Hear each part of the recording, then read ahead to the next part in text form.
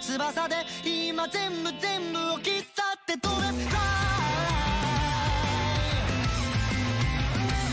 高く Fly 最果ての未来へ Hello! Everyone, my name is Matt, Aching Legion Rex, and welcome to the first episode of G.A.P Sports Month. Here on the G.A.P, we're going to be covering nothing but sports shows. It's going to be a lot of fun. It's going to be very sweaty. It's going to have a lot. It's gonna, fucking sweaty. Lots of balls.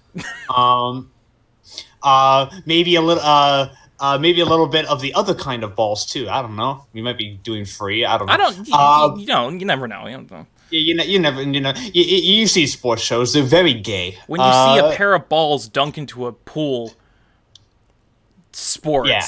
Welcome to sports. Welcome to the G.A.P, everybody. I'm your host. With me, I have my equally as gay co-host, Shane. How you doing today, Shane? The funny thing is that's 100% true, so it's 100% factually correct. Matt and I, we haven't talked about it much on the show because that's like deep-seated G.A.P lore that you have to find on like the wiki. You gotta like dig through like pages of the wiki to find it. It was mentioned in one like panel of the manga that is no longer like available ever. It's no longer in print, so it's like infamous now online.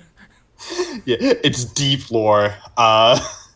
It's like that deep lore that for like fucking like for something like Game of Thrones that only like 2 people know. Yeah. And then they'll like rub it in your face every time they can get the chance. Like, I know this. And then they'll make an entire spin-off around it, and it probably won't do very well, but... Fucking, you never know. You never underestimate the power of money. That's true. This is going to be a massive show, actually. We have a lot to talk about. We got simulcasts to talk about. We have a lot of news. Anime Expo was this past weekend, so it is time to fully dissect the behemoth that was Anime Expo. This was a good year for Anime Expo, by the way. A lot of shit happened this year. Very good year for Anime Expo. But we'll get to that when we get to, and of course we have our featured anime, which regardless of what people say, is a sports anime. It's a sports show through and through. I don't give a fuck what anyone else says. Yeah, this show is a sports show, and that's Chihayafuru. We'll get to that when we get to that. Let's start off with kind of simulcast, but I want to give a brief mention to what Shane has decided to do because he's a madman.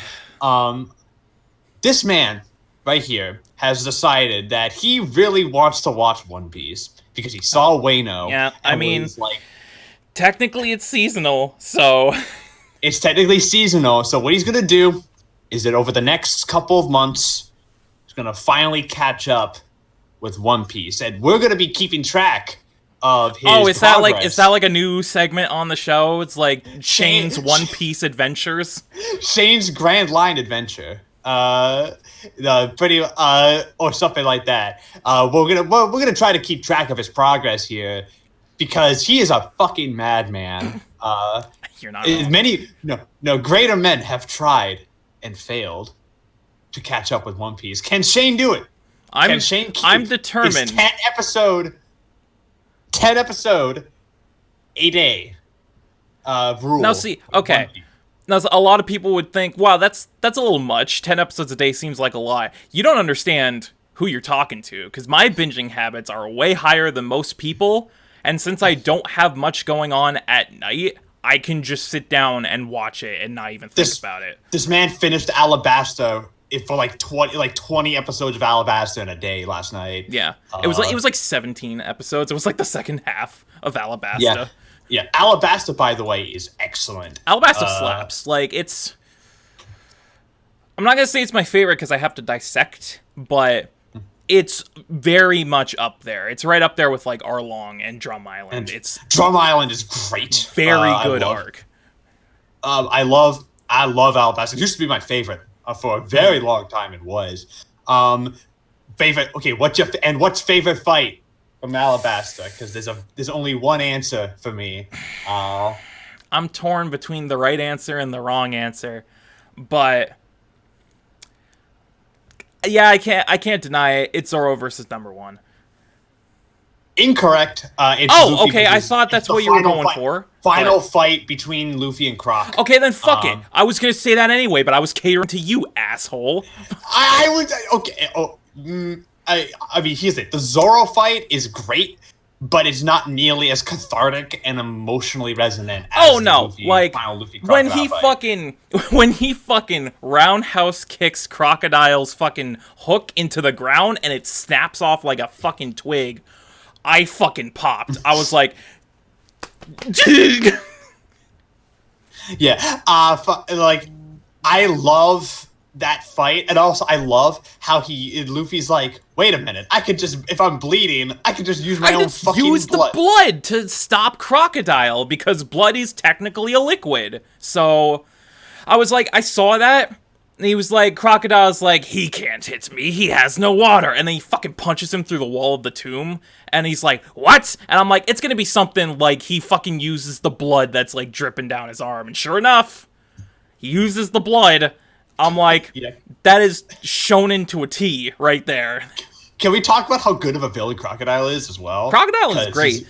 Crocodile, he's like the perfect kind of villain for that arc, because the entire arc is focused on Alabasta as a country going through these hard times, like civil war, upheaval, and he just comes and he's like, I'm gonna fucking profit off this shit. I'm gonna take over this land, and then I'm gonna find this ancient weapon. I'm going to use it to rule. And I'm like, he's the perfect arc. He's the perfect villain for that arc. Yeah, he is. And Alabasta also starts what I think is what one of One Piece's if its greatest strength compared to other shonen. The countries and the world of One Piece is like a character in itself compared to other shonen. The country of Alabasta is so well defined and well built, and you get the landscape and the layout of the country like from off the bat, and you know what everyone is and what everyone is doing. Except that one part where fucking they find the cannon and then Usopp signals them with the flare, and Zoro's just off in the fucking jungle, like miles away, and I'm like, what? How did you get there? Okay, I mean, here's the thing. It's funny because Zoro has no sense of direction, so I think that was a joke. And then the fucking punchlines when he runs into the Marines and he's ready to fight them, and the Marines are like, "What are you, stupid? We know you don't get direction, but this is ridiculous. Turn around, go right, head towards the square." And they just let him go, and I'm like, "What?"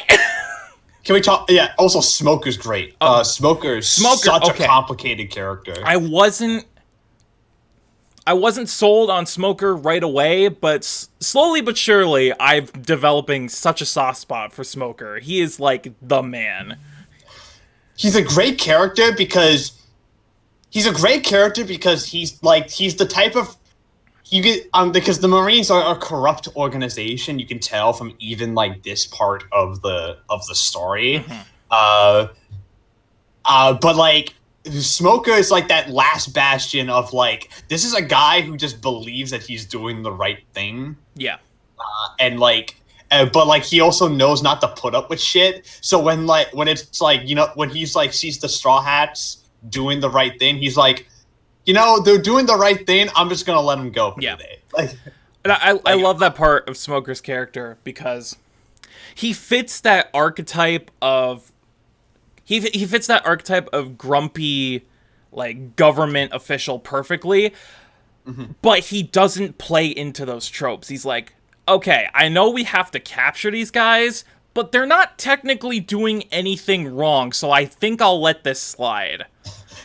Yeah. And especially near the end when Marine Headquarters calls them and they try to, like, shower them all with all this praise for capturing Crocodile and promote them, and he's like, what are you, fucking dumb? We didn't do any of this shit. I can't accept this. Fuck you. I'm like, wow, Smoker, tell him like it is. Smoker tells the fucking government to fuck off, which is great.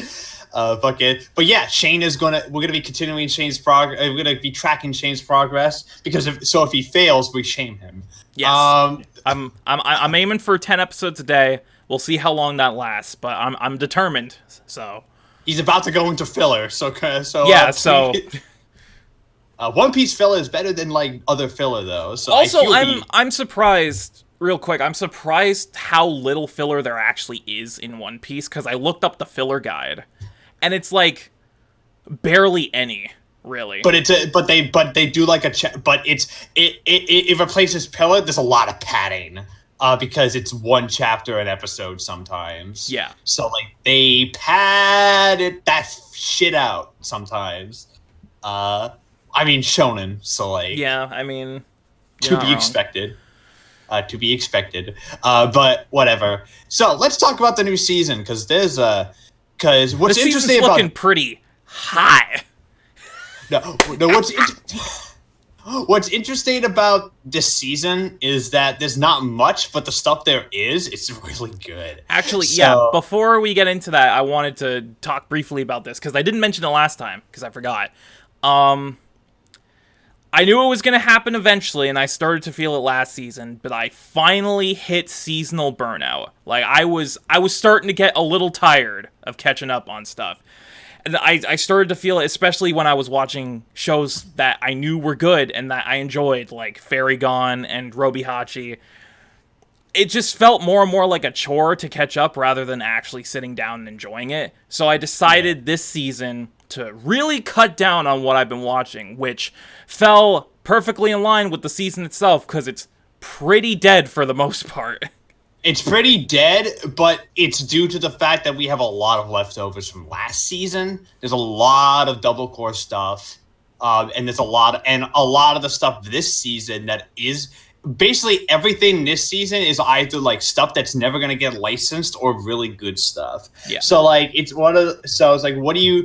like take your pick. So let's talk about some of the shows we watched like over for the new season. I want to start with this one because we're gonna be raving about it for the next fucking half a year. So let's just get it out of the way right now. Fire Force.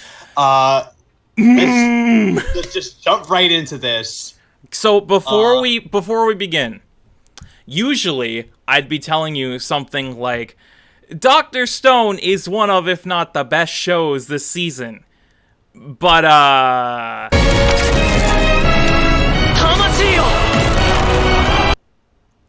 yeah, that. Like, okay, so to give you some perspective, Fire Force was my most anticipated show going into the season. Yeah, hands down. And now it's like now it probably is one of my favorite shows of the year if it's going to continue this. If it keeps up this level of quality, it's easily top 3 for me. Like, no question. Like, this show is fucking great. Just from the first episode alone, I love the art style of this. I love it. Looks, the animation is insane. We don't have to talk about the animation. You have eyes. You can see it. Yeah, it's incredible. And if you don't have eyes, get some so you can see it. Yeah, this show looks incredible. It sounds incredible. The sound design. I mean, who's the fucking JoJo guy? It's David Production. It's got to be the same guy, right? That's the JoJo guy. He's also the One Punch Man guy. He did both seasons. He's also the Planet With guy. Yep. Honestly, this reminded me more of Planet With than it did JoJo. In terms of the sound design. Well, yeah, it's more like the sound design is more bassy. Yeah, it's more synthetic than most other things. It's very bass boosty. If you love the bass boosts in both JoJo and Planet With, get ready because there's a lot of that here. Yeah, get ready to blow out your speakers if they're higher than 6. I thought my headphones were exploding, to be completely honest. I thought they died, so like I'm like, wait a fucking minute. But one thing about Fire Force that really took me off guard was how experimental it is. Yeah. Oddly, it uses a lot of like interest, like obviously it's ex-Shaft people working on this. Yeah. So it has the hallmark. So like it has a head tilt. I counted one head tilt. It's there. I counted like the weird kaleidoscope fire that they have. It has this weirdest, like, has this like futuristic extent, like the world of Fire Force reminded me a lot of Madoka, like in terms of its design. I mean, it's like I felt more of a steampunk aesthetic than anything. It's very steampunk, It's but very I meant like steampunk. I meant in terms of how it's like lit. Because it's very like in terms of its lit. Well, like, it is pretty lit. I mean, yeah. I mean, it's fucking fire. Yeah, everything's on fucking fire, Matt. Is this People are style exploding. Is this a show more style than substance? Probably, yeah, but who gives a fuck when it's this good? Yeah, well, yeah, exactly. And fucking, cause the story right now is standard generic shonen bullshit. I wanna give props though to Yuki Yase, the director, for really bringing his aim game with this, cause it's got very good direction right off the bat. Like immediately the opening shot of like the fire turning into like those neon tracks that blends perfectly into the environment, and then it's just Fire Force. It's like yeah, top 10. So we're gonna be raving about this show for like the next half a year. I don't even care if it devolves into standard generic shonen shit. If it can keep up this level of quality, I'll fucking suck Yase's dick. I don't give a shit. Yeah. So yeah, but that show's great. Like, now we got that out of the way. Let's talk about everything else. Yeah. This other show, AKA the losers, compared to Fire Force. I don't know what should we talk about first. I think we should talk about Vinland first. Yeah, I was gonna say we were talking about before we went live, so we might as well. Because let's talk about Vinland. So Vinland decided to drop 3 episodes on us. And I completely understand why they did that in retrospect. Because it's a prologue. It's a prologue, but then you realize that this entire season is going to be a prologue. Yeah. The prologue's like 60 chapters. It's a prologue to the prologue. Yeah, it's a prologue to the prologue, where the main story of the manga doesn't start till like chapter 65. And then even then, the manga has been stuck on an arc in the Baltic Sea for like 40 chapters, and they're still there with no signs of leaving the Baltic Sea. So it's one of those. But let's talk about Vinland, because I think this show is not what Shane was expecting at all. Definitely not. And you can't really blame me, because the way the show was marketed with all the PVs and production materials and everything looked like a straight-up action show. They marketed this in a way where it seemed like it was going to be non-stop action, and it's anything but, because it is extremely character-centric, and it's more focused on the drama and what's happening in the world than the action itself, because there's very little action so far from this chunk. In this little, I mean, the most action we get is that opening scene with Thor's, which is, by the way, incredible. Yeah. And then him punching a bunch of dudes. Yep. In episode 3. That's pretty much it. There's no other action in this. And I think what's more impressive is that the fact that it's still like it's like so engaging and fucking so compelling. There's so much depth of character. There's a lot of the writing is excellent. I love the world. It's historically accurate too, from what I understand. It looks gorgeous. Oh yeah, like Wit Studio bringing their A game as always.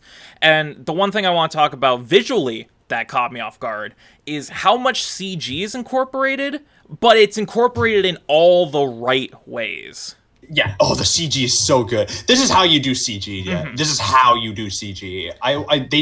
People need to take, like, studios need to take notes from this, because there's so much good CGI integration. And it's like ridiculous. Studio Wit isn't the best when it comes to CG. Colossal Titan. The Colossal Titan. But when they do it right, it's a perfect blend, because it's most apparent in that opening scene with Thor's when he's jumping across the boat slashing dudes, when it goes seamlessly between 2D and CG, and honestly I couldn't tell which was which at certain points because it's that well integrated. But From what I understand, sorry to interrupt, but it's more so integrated in the environments, because there's a lot of really dynamic 3-dimensional camera work in this show. Yeah, there is. There is, and I think, like, in the opening scene in particular, I think everything but the characters was CG. I think the boats were CG, the water was CG, but all the character what makes it work is that they don't use CG for the character movies. All the character stuff is in 2D. All of it is in 2D. So it's pretty much like you put like 2D characters with some 2D environment stuff into like a 3D environment, and it looks gorgeous. I don't know if it's as beautiful as, like, say, Ancient Magus, but then again, what is fuck it. But in terms of sheer, like, animation movement, this is probably Wit's best looking show since Attack on Titan. Yeah, absolutely. Because I was gonna say, Ancient Magus is a very differently produced show, so Yeah, and also Ancient Magus had production issues up the wazoo. Yeah. So, I mean, all Witch shows do, so it's only a matter of time. I have a feeling, apparently Vinland is less so, from what I understand, than others. So, because I think, like, 3/4 of the show is, like, done. Well, if they could drop 3 completely done episodes in one day, then, and they're this high quality, that screams such good things for the strength of this production. So I don't think we have anything to worry about. Yeah. Also, the first episode is like 30 minutes straight. It's straight half an hour. It's not this 22 minutes bullshit. Yeah. And it's great. Go watch Vinland. It's excellent. OP of the season. Oh yeah, my favorite OP of the season is Vinland. Song-wise, absolutely. Visually, probably also. Yeah. Probably also Fire Force is also really good. Fire Force is up there, dude.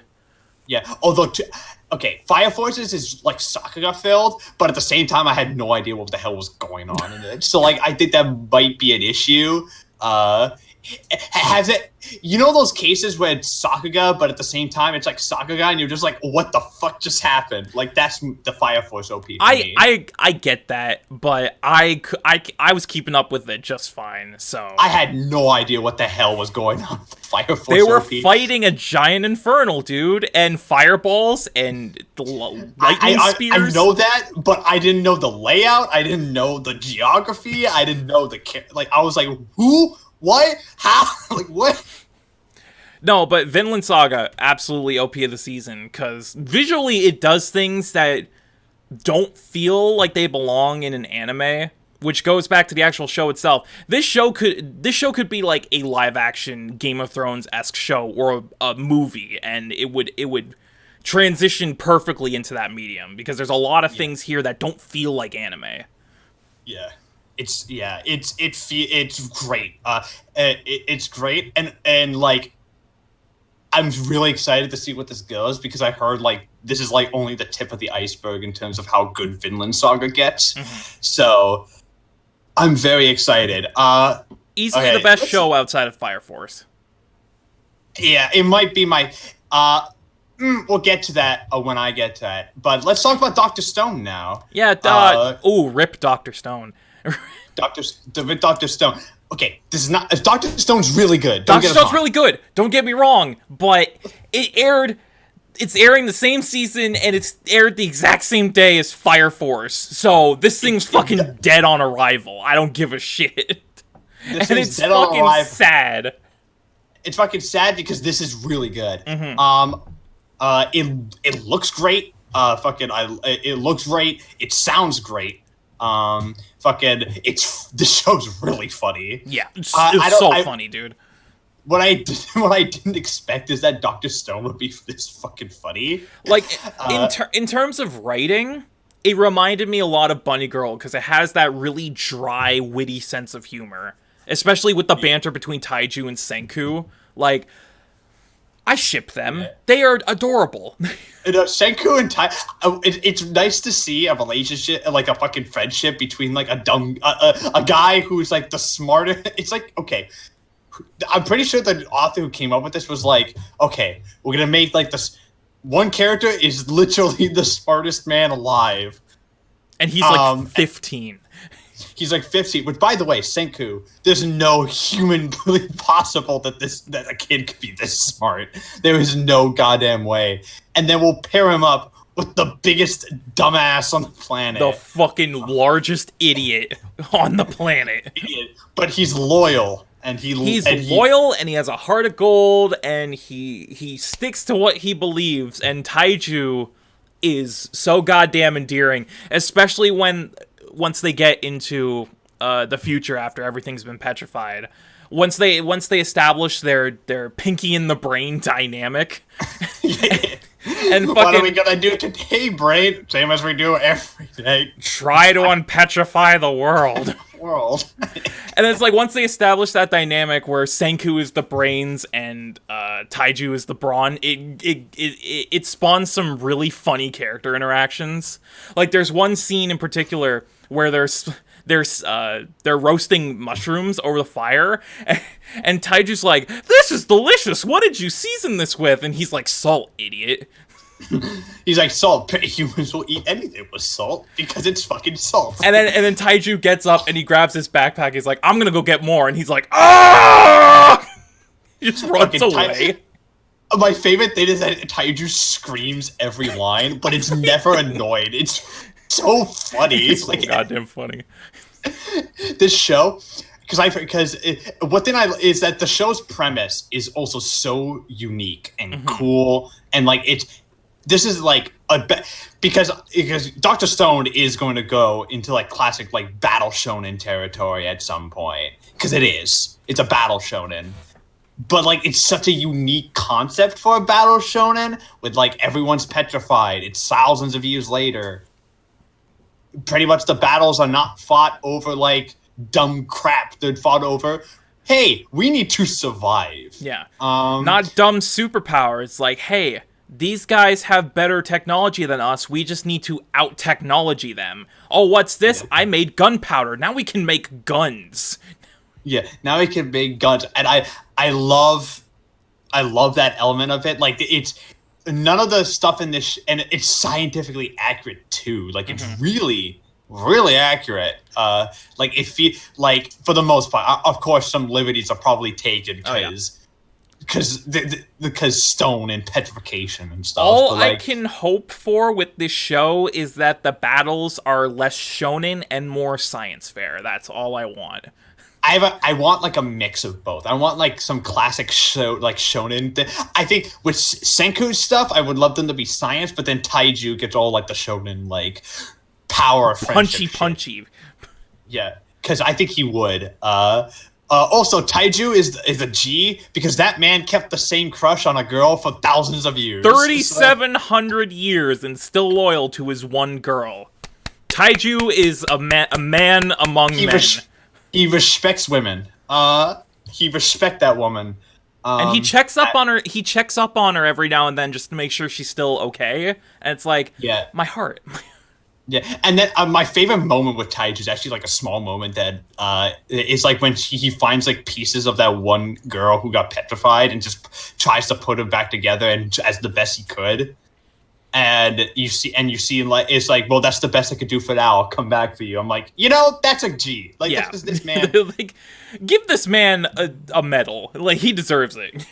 Yeah, this man's a G, and I love it. Also, Senku keeping himself alive in consciousness through counting literally like every single second. It was like 16 billion seconds. By the time he got unpetrified, I'm like, I would have stopped at like 100, dude. They did. I would have just been like, "Death take me." I fucking it just. I can't. I love this. I just love Doctor. I love this show already. Mm-hmm. It's a shame that it aired the same day as Fire Force. Yeah. Unfortunate.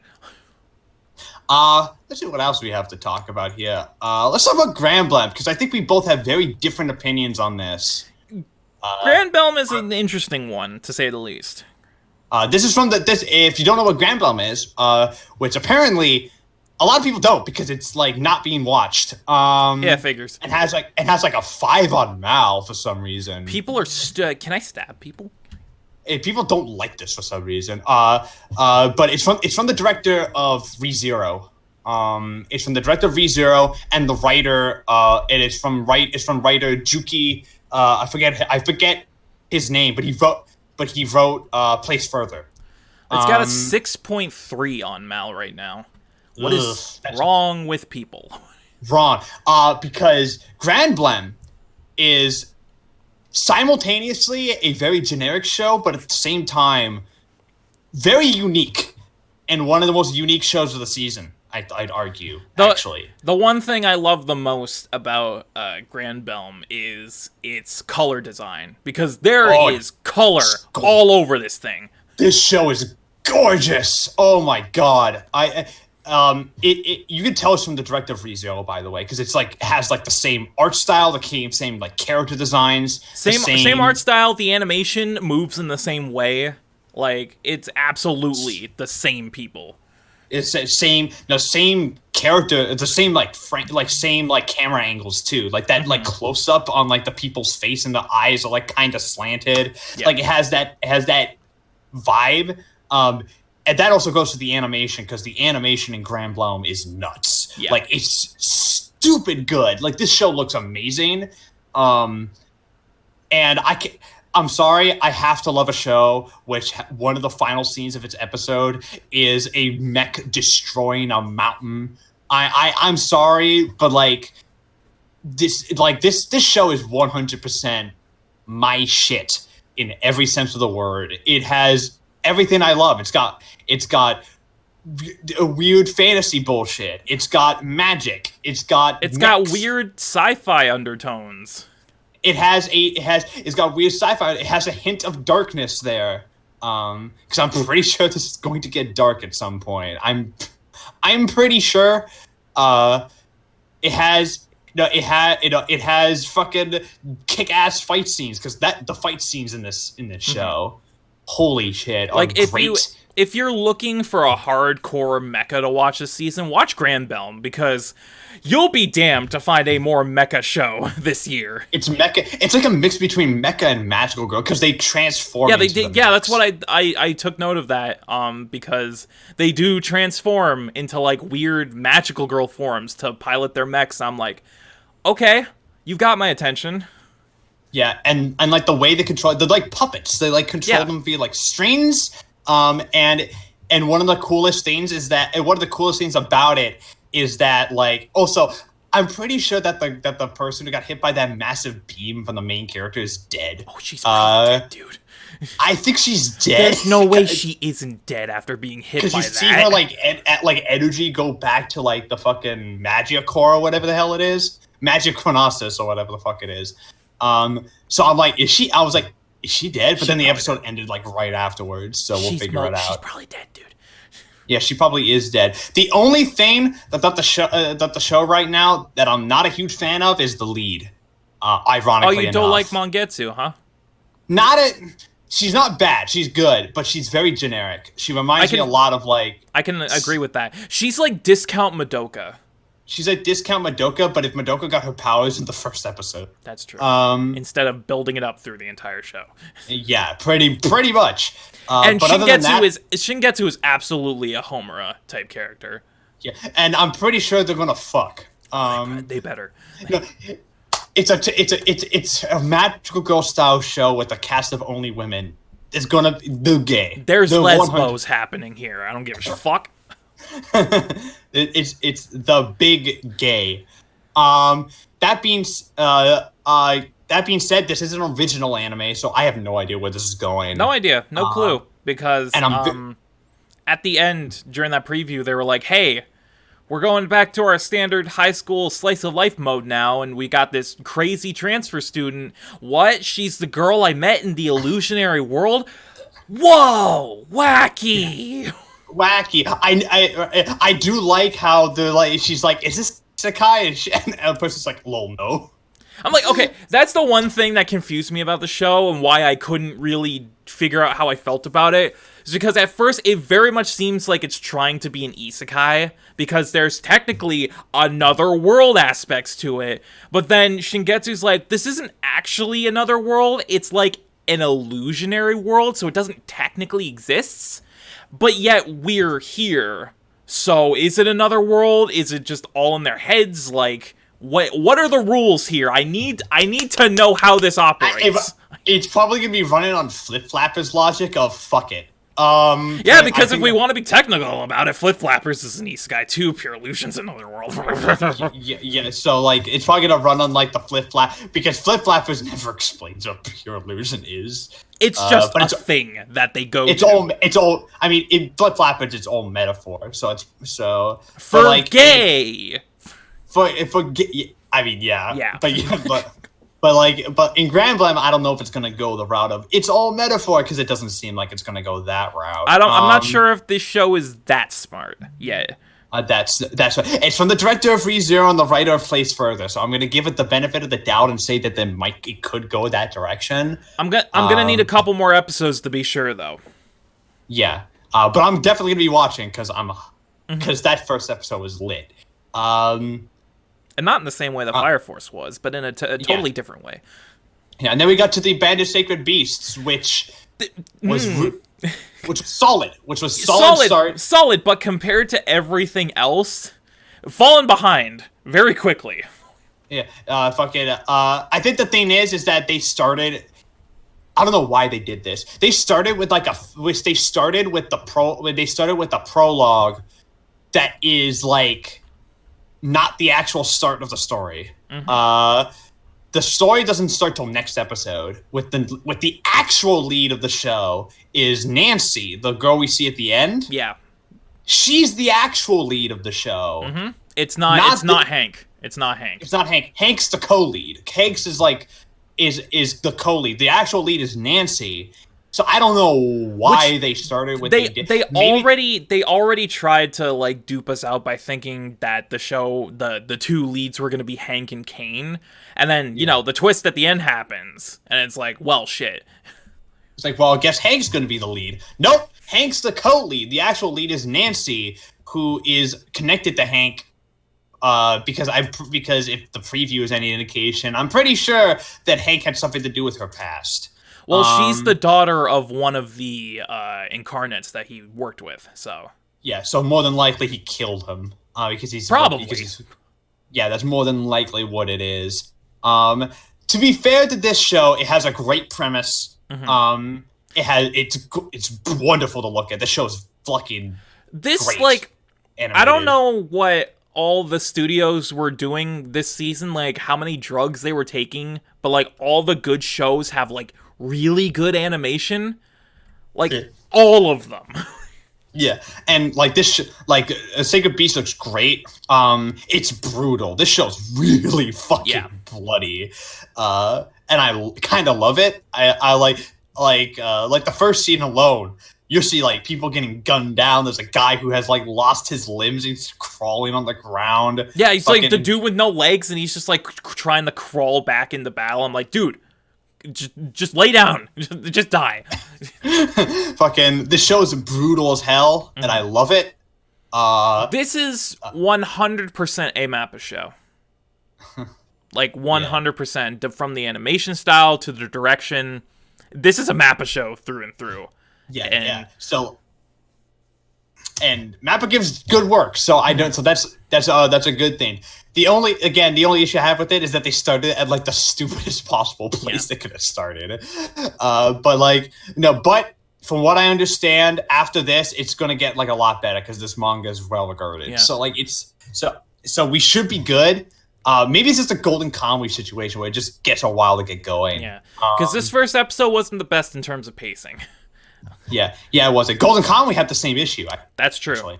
But I think in this regard, the issue with the pacing is that it goes a little too fast for its own good, because it covers so much in that first episode. From, it jumps back and forth between like action, comedy, montage segments, revelations, tragedy, all of this in like 23 minutes. And Yeah. I understand why they did it, because this is 100% a setup episode for the rest of the show going forward, so they kind of needed to do that. I just hope now it takes its time with things. Yeah, I do hope it. Yeah, I do hope it should. It should. But yeah, let's now.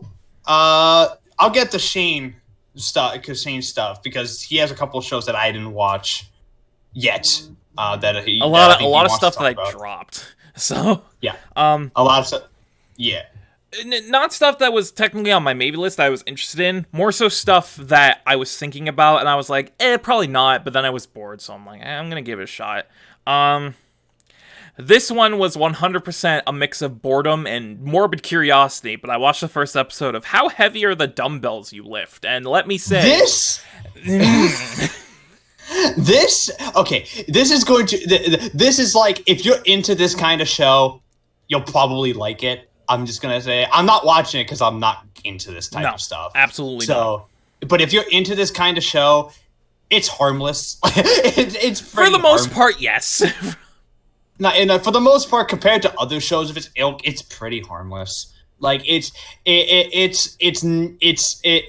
you're a fan of this kind of show, then it's stupidly well animated for no reason. For no fucking reason, and it's like.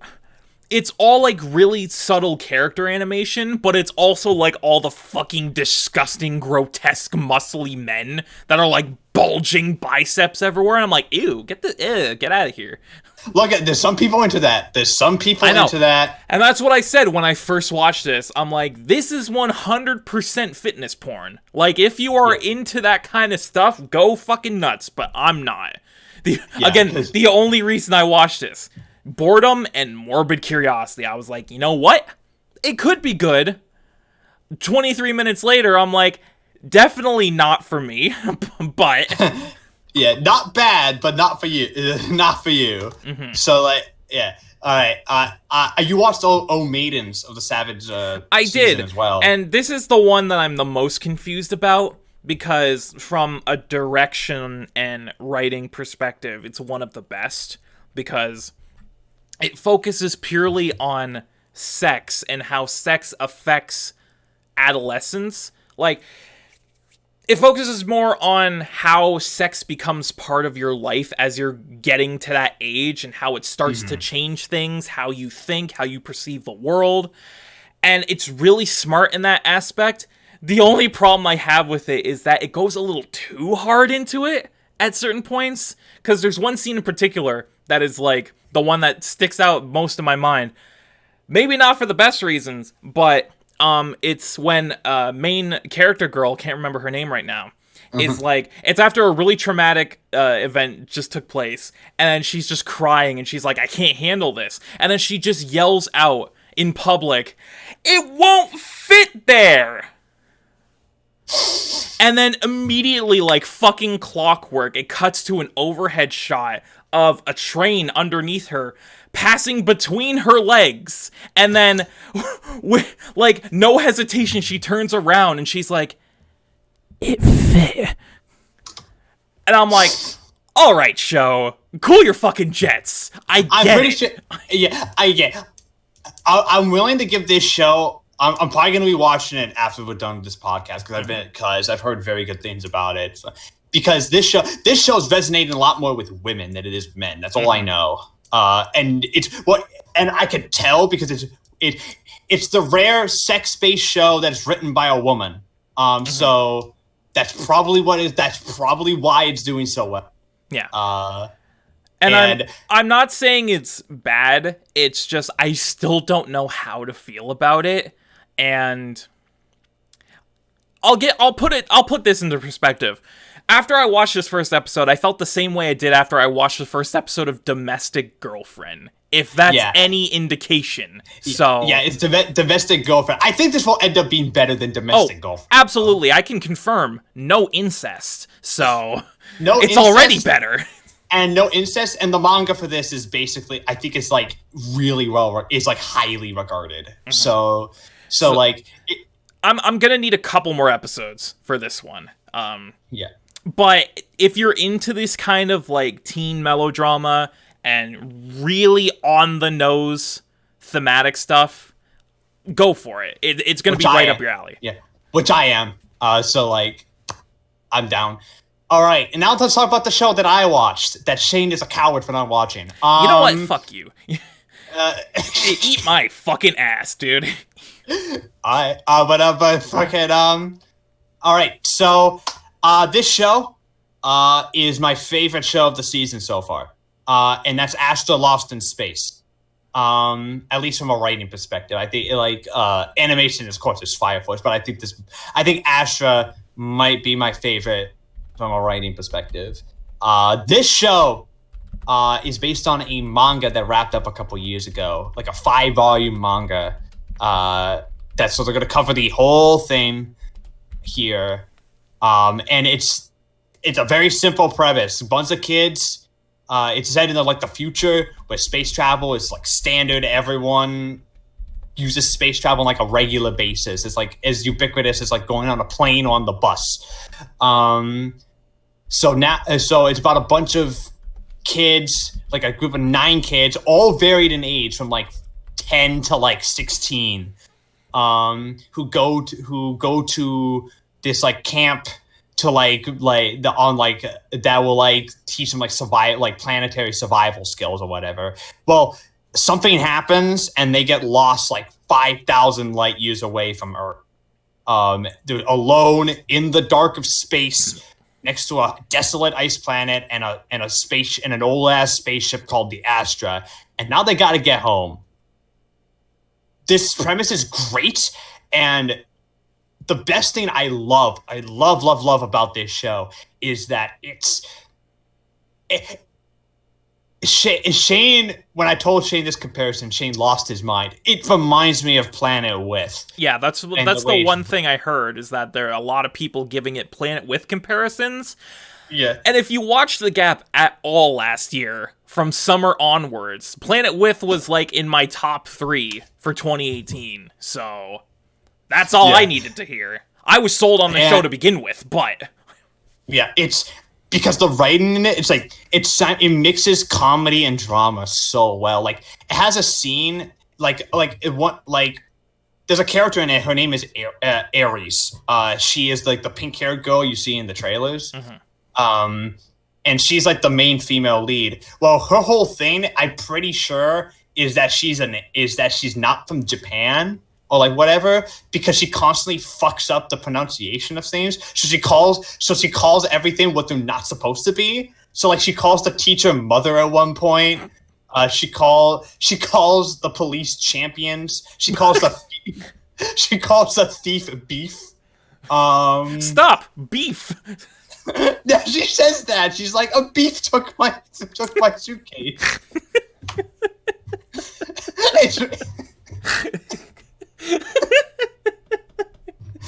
I told you, watch this show, dude. God, you know what? You're selling me more and more on the sub. I might actually cave. That's why I'm like wondering how they're gonna dub it, because a lot of the jokes have to do with like mispronunciation of like the characters and stuff. But it also mixes like drama really well, because the opening scene of the show. Have you ever seen the 2013 film Gravity? I was gonna say, is this Gravity the anime? The first scene reminds me a lot of Gravity, in that I was actually about to get motion sickness. The show is also in widescreen. It's got a massive aspect ratio compared to other anime. It feels like a cinema. Feels like you're watching like a sci-fi like epic. Which I fuck with that shit. It's each character is so well defined in this They don't even go to space until like 25 minutes in. The show is based around, this entire first episode was based around setting up each character. And each character is likable. They have their own like mini arc in the episode. They each all like have their personality quirks. Like you got the hotshot leader. You got the happy-go-lucky like rookie. You got the person who you got an emo kid there. You got a Sasuke there pretty much. Oh, boy. You got You got the preppy, like you got the somewhat bitchy. I say somewhat bitchy because by the end of the episode she's not bitchy anymore, but like somewhat bitchy rich girl, her like enthusiastic little sister. You got the genius, the genius guy who knows how to pilot the ship. You got a bunch of you got the pretty boy. You got like every cast member is likable and varied in their personalities. And I can only imagine where this is going to go because it's just such a great premise. And I love the idea of like, okay, these kids need to get home. How are they going to live with each other for basically the ride home? I just loved it. I love this. I love this premise. I love the execution here. The show looks fantastic. Mm-hmm. It's not overly flashy, but the character movements are very, very very, very smooth. It looks great. The CGI is great. Best use of CG of the season. Even more so than Vinland. Oh, and the scenes in space made me nauseous. So, well, that's a good sign. Because if you have scenes in space that aren't nauseous, you're not doing it right. This show ought to made me gasp at one point too, like when it something happens, like you think something's about like going right, but then something happens and I just straight up gasp. I'm like, oh I thought they were gonna kill a character, dude. I thought they do such a great job with the characters in this show, and it's so good. Watch Astra Lost in Space, please. Probably my favorite premiere of the season. That's not Fire Force. Actually, I have to keep putting that because Fire Force exists. Yeah. Fire Force is like the Mob Psycho of the season. It's like everything has to live up to Fire Force. Fire Force. I still think I like Mob more than Fire Force. Well, yeah, but... I mean, Mob has more substance, but who knows? But like, Fire Force could be like the most thematically rich shit you've ever seen in your pathetic human life. Yeah. Will it? No, but is it because it's written by the same guy who did Soul Eater, and Soul Eater has zero thematic weight. It's very Soul Eater in some aspects. Yeah, Soul Eater. Does Soul Eater have any thematic weight? No, it does not. However, one thing I have heard from Fire Force is that the anime is very different from the manga because they cut out a lot of the stupid fan servicey shit. Oh yeah, same with Soul Eater. The author of Soul Eater and Fire Force has a lot of.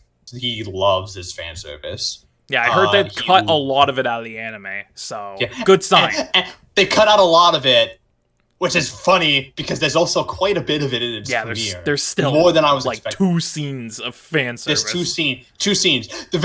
Tasteful, pretty tasteful for the most part, but fan service nevertheless. Because if you've read Soul Eater, you know that his fan service is anything but tasteful in the manga. Lots of panty shots. So many. Lots. Goddamn many. Lots of panty shots. And I think we talked about everything we want to talk about.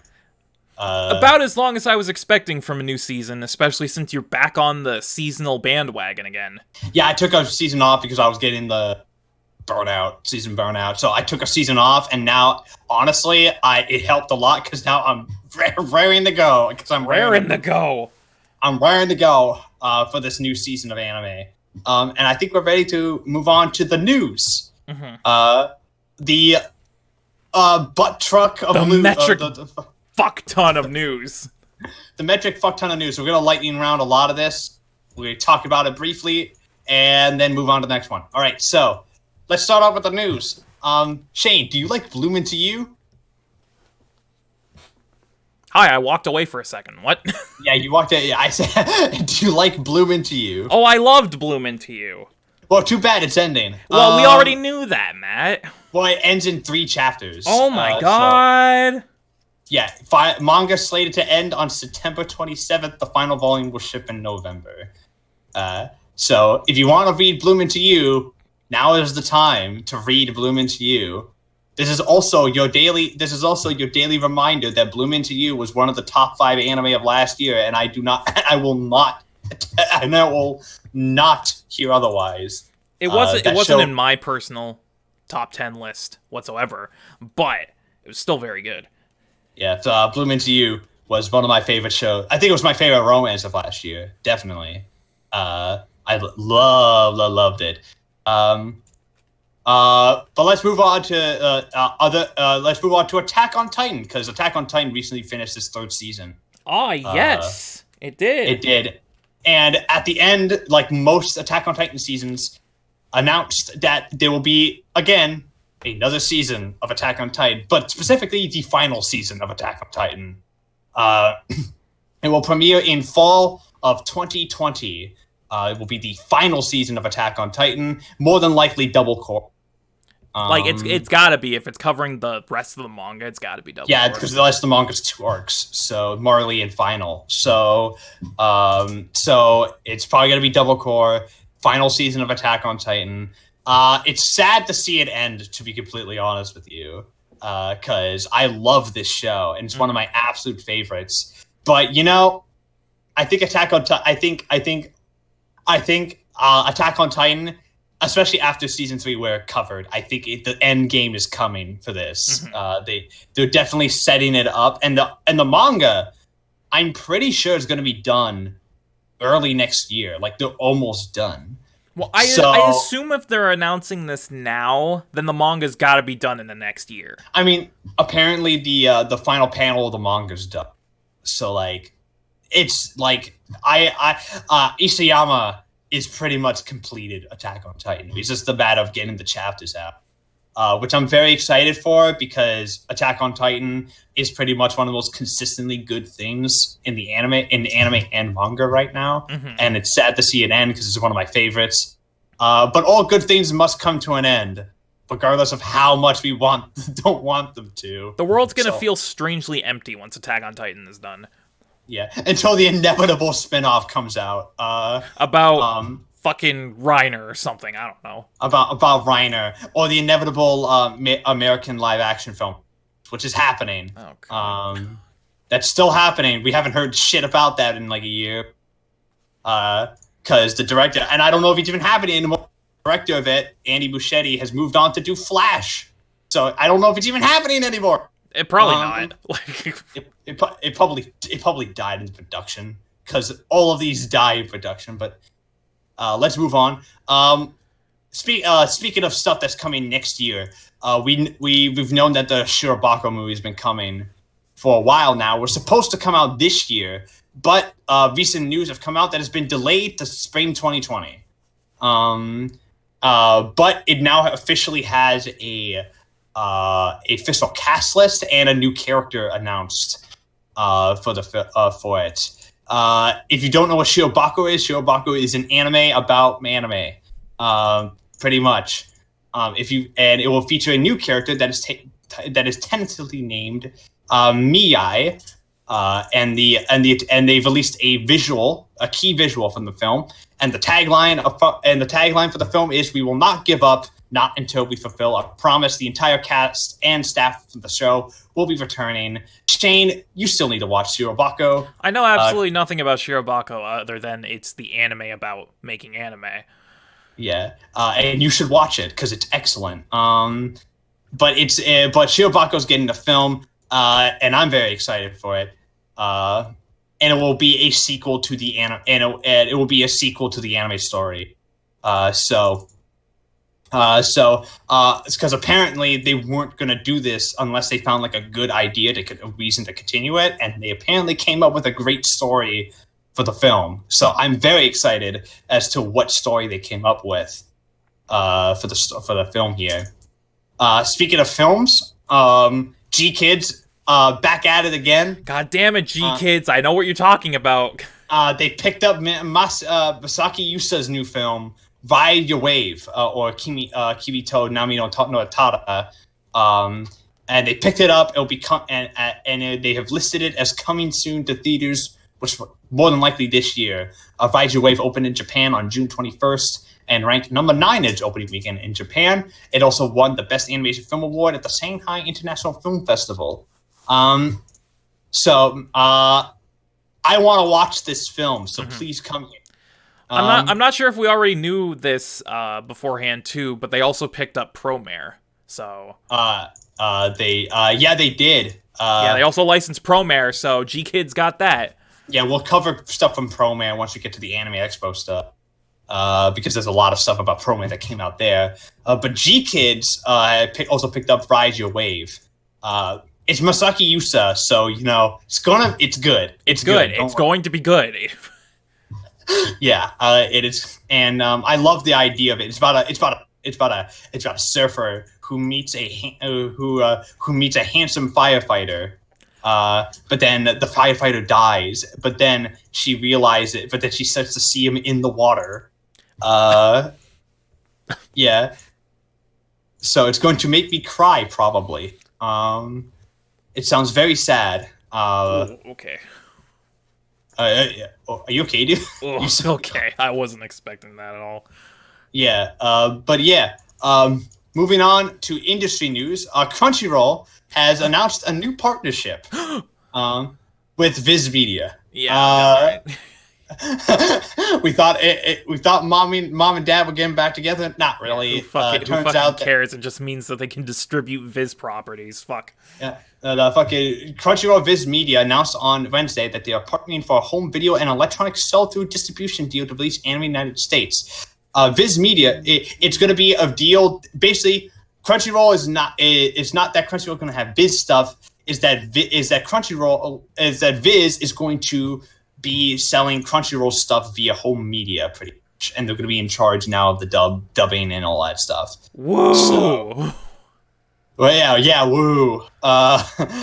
So pretty much, do you want to fork out money? Because that's what that is. Yeah, it doesn't mean that Crunchyroll is going to get any of their shows or, dubs or anything. Nah. It just means that now. It just now means it's like Viz Media is going to now distribute all of Crunchyroll's titles. Not all of them. Some Crunchyroll titles on home video. The ones they're not sharing with Funimation because they're doing that again. They just won't say it like the cowards that they are. They're doing that again. Dumb fucks. So pretty. I'm pretty much from what the article says, it's pretty much they're doing this because they have the Blade Runner shit. They have the Blade Runner anime. Mm-hmm. That's pretty much what it is. Viz wants to distribute the Blade Runner anime, so we'll just take it all. Yeah, pretty much. So, you know what? Fuck it. I'm gonna watch the Blade Runner anime because. Blade Runner. So yeah. And then a final piece of news before the Anime Expo stuff is news that dropped like yesterday out of nowhere. And that's Golden Kamuy is coming back, boys. The official website for the anime of Golden Kamuy's manga announced on Sunday that the anime will get a third anime season. There's also a teaser visual and a teaser trailer. Yes, please. Yes. Mm-hmm. Yes. I've been asking for this since season 2 ended. The only problem is when. When? And also, is there enough manga material for? Don't know because the first 2 seasons covered like 120 chapters. Yeah, so like I don't know if there's enough material for a third season. I hope that Golden Kamuy isn't going into the realm of filler. I hope. I pray to God. Can it? Can go because it's so tight in its fucking writing. Can it? No. I don't know. And we also don't know if the staff is coming back. We don't know of anything else. We don't know anything about this other than it's happening. And at some point. And that it's the same studio. Geno Studio is still working on it. So it's pretty much like the same. So it's probably going to be the same people, more than likely. But I don't know. Who knows? Fucking Golden Kamuy's coming back. That's all that's important. All right, time for the Anime Expo stuff because there's a lot to talk about with the Anime Expo. There's so much, in fact, that I am very overwhelmed. I am very whelmed. So we're gonna go through this one at a time. We're gonna go through this one at a time as quickly as we can. Give brief thoughts on them. All right. So first is that Wit Studio announced a new anime at Anime Expo called Great Pretender. It's going to be releasing in 2020. It will be 23 episodes. It's going to be 23 episodes. It will be an original anime. It will be an original anime with the character.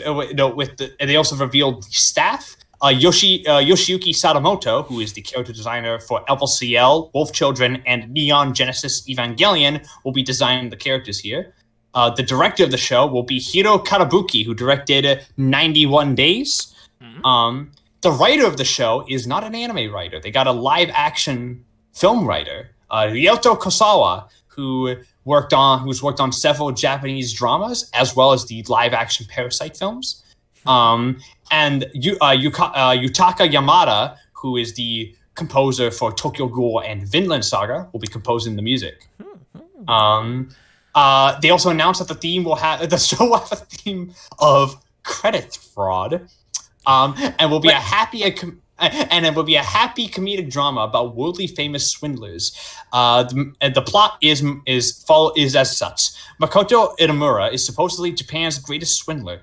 Together with his partner Kudo, they try to trick a Frenchman in Asakusa, but they unexpectedly get tricked instead. The Frenchman, who they tried to swindle, turns out to be Laurent Terrier, a much higher level confidence man in control of the mafias. Itamura is yet to find out what fate awaits him, after having engaged in the Frenchman's dirty jobs. So pretty much, it's about two idiots who are in over their heads. Has a main theme of credit fraud. A thing I can relate to because I actually got credit frauded once. Yeah, so did I. A couple times, actually. It's not fun because you have to go for your bank and get it if it's a credit card, you gotta call the credit card company and explain what the charge is, and then if it turns out that apparently a sex bot charged you for live cam services, you gotta explain that to a human. And it's like, I didn't do this, but now I'm embarrassed. That sounds like it's hit close to home, Shane. Yeah, a little bit. But yeah, credit fraud. But like it'll be a comedic drama, so this is probably gonna be like one of those shows where it's like it'll tug at your heartstrings, but it'll be like also really funny. Yeah. More than likely. But it's from Wit Studio, so of course. We also have we have quite a bit of news about my teen romantic comedy Snafu. We actually got two pieces of news for this. Is that the show is finally getting dubbed. It took several years for the show. The show's been out for several years, but Sentai has finally decided that, you know what, we're gonna dub it. Is that they both confirmed that both seasons of it will finally be getting dubbed, and they will also be releasing on home video later this year. So if you've not seen my teen romantic comedy Snafu, please do that. And they also announced that the show will be returning for a third and final season sometime next year, with Studio Feel coming back from the second season to animate it. Brainsbase was the ones who did the first season for the show, but it's the same staff between studios, and the same staff will be returning for season 3. This show's great. If you've not seen it, I highly recommend it. It's pretty much like it's a romantic comedy that knows it's a romantic comedy because it plays with all the tropes of that such. So if you're a fan of like meta stuff, go watch this. It's very, very good. Our next piece of news is that this is a big one because this is one that dropped pretty much out of nowhere, and I am losing my fucking mind over it. So Katsuhiro Otomo was at Anime Expo, and he announced two things. We're going to start with the smaller one first. He announced a new film called Orbital Era. It will be his third anime feature film after Akira and Steam Boy. It will be a space science fiction film about the coming of age of youth in a space colony over the course of a year, 4 seasons in a year. And it will be involving, and the main character is a skateboard. Radical, dude. And the plot takes place in the near future on a space colony under construction. It is an action-adventure story following the lives of some young boys surviving in this peculiar environment and society as they toss around by fate The reality found in mankind's future will be depicted through their perspectives. They also revealed the first key visual, which looks gorgeous. Here's the thing. I'm excited mainly because it's Kazushiro Otomo, and that's literally it. I do not need to know anything else other than it's the guy behind Akira and Steam Boy. That's all you really need to know. You don't need any more details than that. Yeah, but that's not all they've revealed. Yeah, but guess what? That's not all. Speaking of Akira, Sunrise announced that Akira's coming back. There's a new Akira anime coming, and that it's going to be adapting the entirety of the manga. We do not know what form this will take yet. Neither do the staff, apparently, because they confirmed that they are still in the planning stages of figuring out like what form this will take, whether it would be a show, like a TV show, a movie, a movie series. They're currently unsure as to what form this will take. Honestly, I actually think I think it's going to be a series of movies. I don't think this is going to be a show. Trilogy of movies. That would make sense. Yeah, I think it'll be a trilogy. I do not think this will be a show. There is no way it's going to be, because we already talked about this. Like, if this ends up being like a weekly seasonal show, there is absolutely no fucking way it is going to look nearly as good as the movie would. Yeah. Absolutely zero fucking chance. Because the movie is the best looking anime movie ever fucking made. So I'm pretty sure that it's gonna have some high, like, okay, look, Akira is like one of the greatest films ever made. So like and the manga's even better than it. Mm-hmm. So like, if they adapt the manga, do you know how good this is gonna be? Like, do you know how good this will be? Like, this will be like a top tier, like, this will be top tier shit, like 100%. And I'm very, very excited for what they have planned for this. And I hope it comes like now. So, breaking news, new Akira series being released tomorrow. Tomorrow. It looks like ass. It's from Studio Dean. Ew. They lied to us. They also announced Sentai. Speaking of Sentai also announced that they have the Made in Abyss film. So they got that now. So look forward to that coming soon to HIDIVE if you're a subscriber. Yeah, the HIDIVE. And they're also going to be releasing it in theaters too. So next year. So get ready for that if you're a fan of Made in Abyss. Which, why wouldn't you be a fan of Made in Abyss? Is my question, but. They also let's go through this. They announced because G-Kids, like you said earlier, G-Kids picked up Promare. Mm-hmm. And they announced that the dub will be done by Navpost, who is the people who are behind, who are the people who are behind these, who also the people who have done the dubs for a lot of the Gundam stuff, as well as the FLCL, the new FLCL stuff. Okay. What's interesting though is that this is going to be the first dub that Trigger is overseeing themselves. They are going to be they are going to be the ones casting it. They're going to be scripting it, and they're going to have complete control over how this gets dubbed. That's interesting. That, I don't know how to feel, because we recently saw with Ava a couple of times what happens when a studio has way too much control over what happens when a show gets, a movie gets dubbed. So I do not know exactly what this will entail. Here's the thing, though. In this situation, they're overseeing their own property, so I think it's in better hands than other things would be. Yeah, Ava was being overseen by the creators, and that ended up poorly, so I don't know. Okay, well, just make my entire point mute, Matt. Thanks. Promare, I have a feeling they're gonna push Promare for like a best animated feature at the Oscars, more than likely. Will it get It will nominated? probably get No. snubbed. Well, I mean, it'll probably get snubbed mainly because Promare is apparently ridiculous and Because dumb.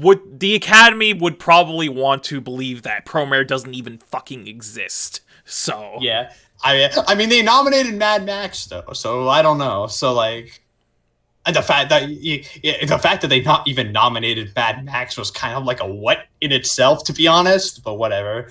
But yeah, Promare is gonna get overseen by Trigger for the dub.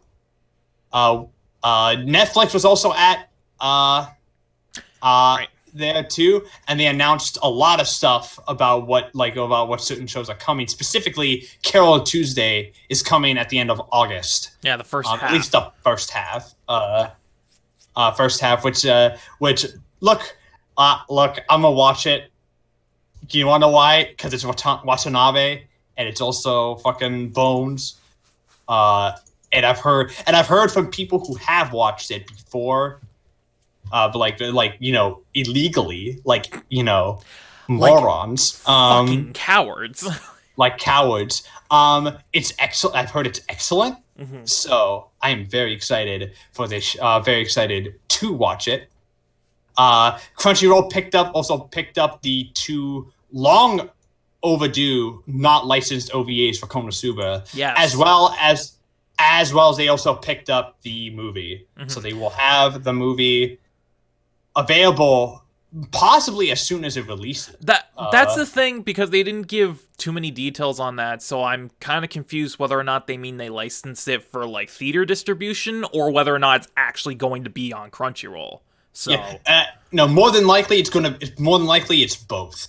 That's probably what it is. And they also announced that all of it's getting dubbed. So finally, they also announced that they have that they have a couple new anime were revealed, including a new original anime called the G.A.P, which is a survival anime. It will be which is a survival anime. The original story was written by the same person who did End Bride, and it's set in the year of 2030 Japan, and then with a virus outbreak that has covered the earth. Once infected patients become monsters and change form depending on age, sex, and nationality. The virus is called the Gibber. An Edo era. Okay, this lost me. An Edo-era time-traveling samurai and shinobi appear in the post-apocalyptic ruins, helping a doctor who has dedicated his career for research into the cure for Gibber, horde to Gibir. After them, outlaws who attack travelers for food. Everywhere you turn, dangers upon them. I'm not gonna lie, they had us in the first half. I'm not gonna lie.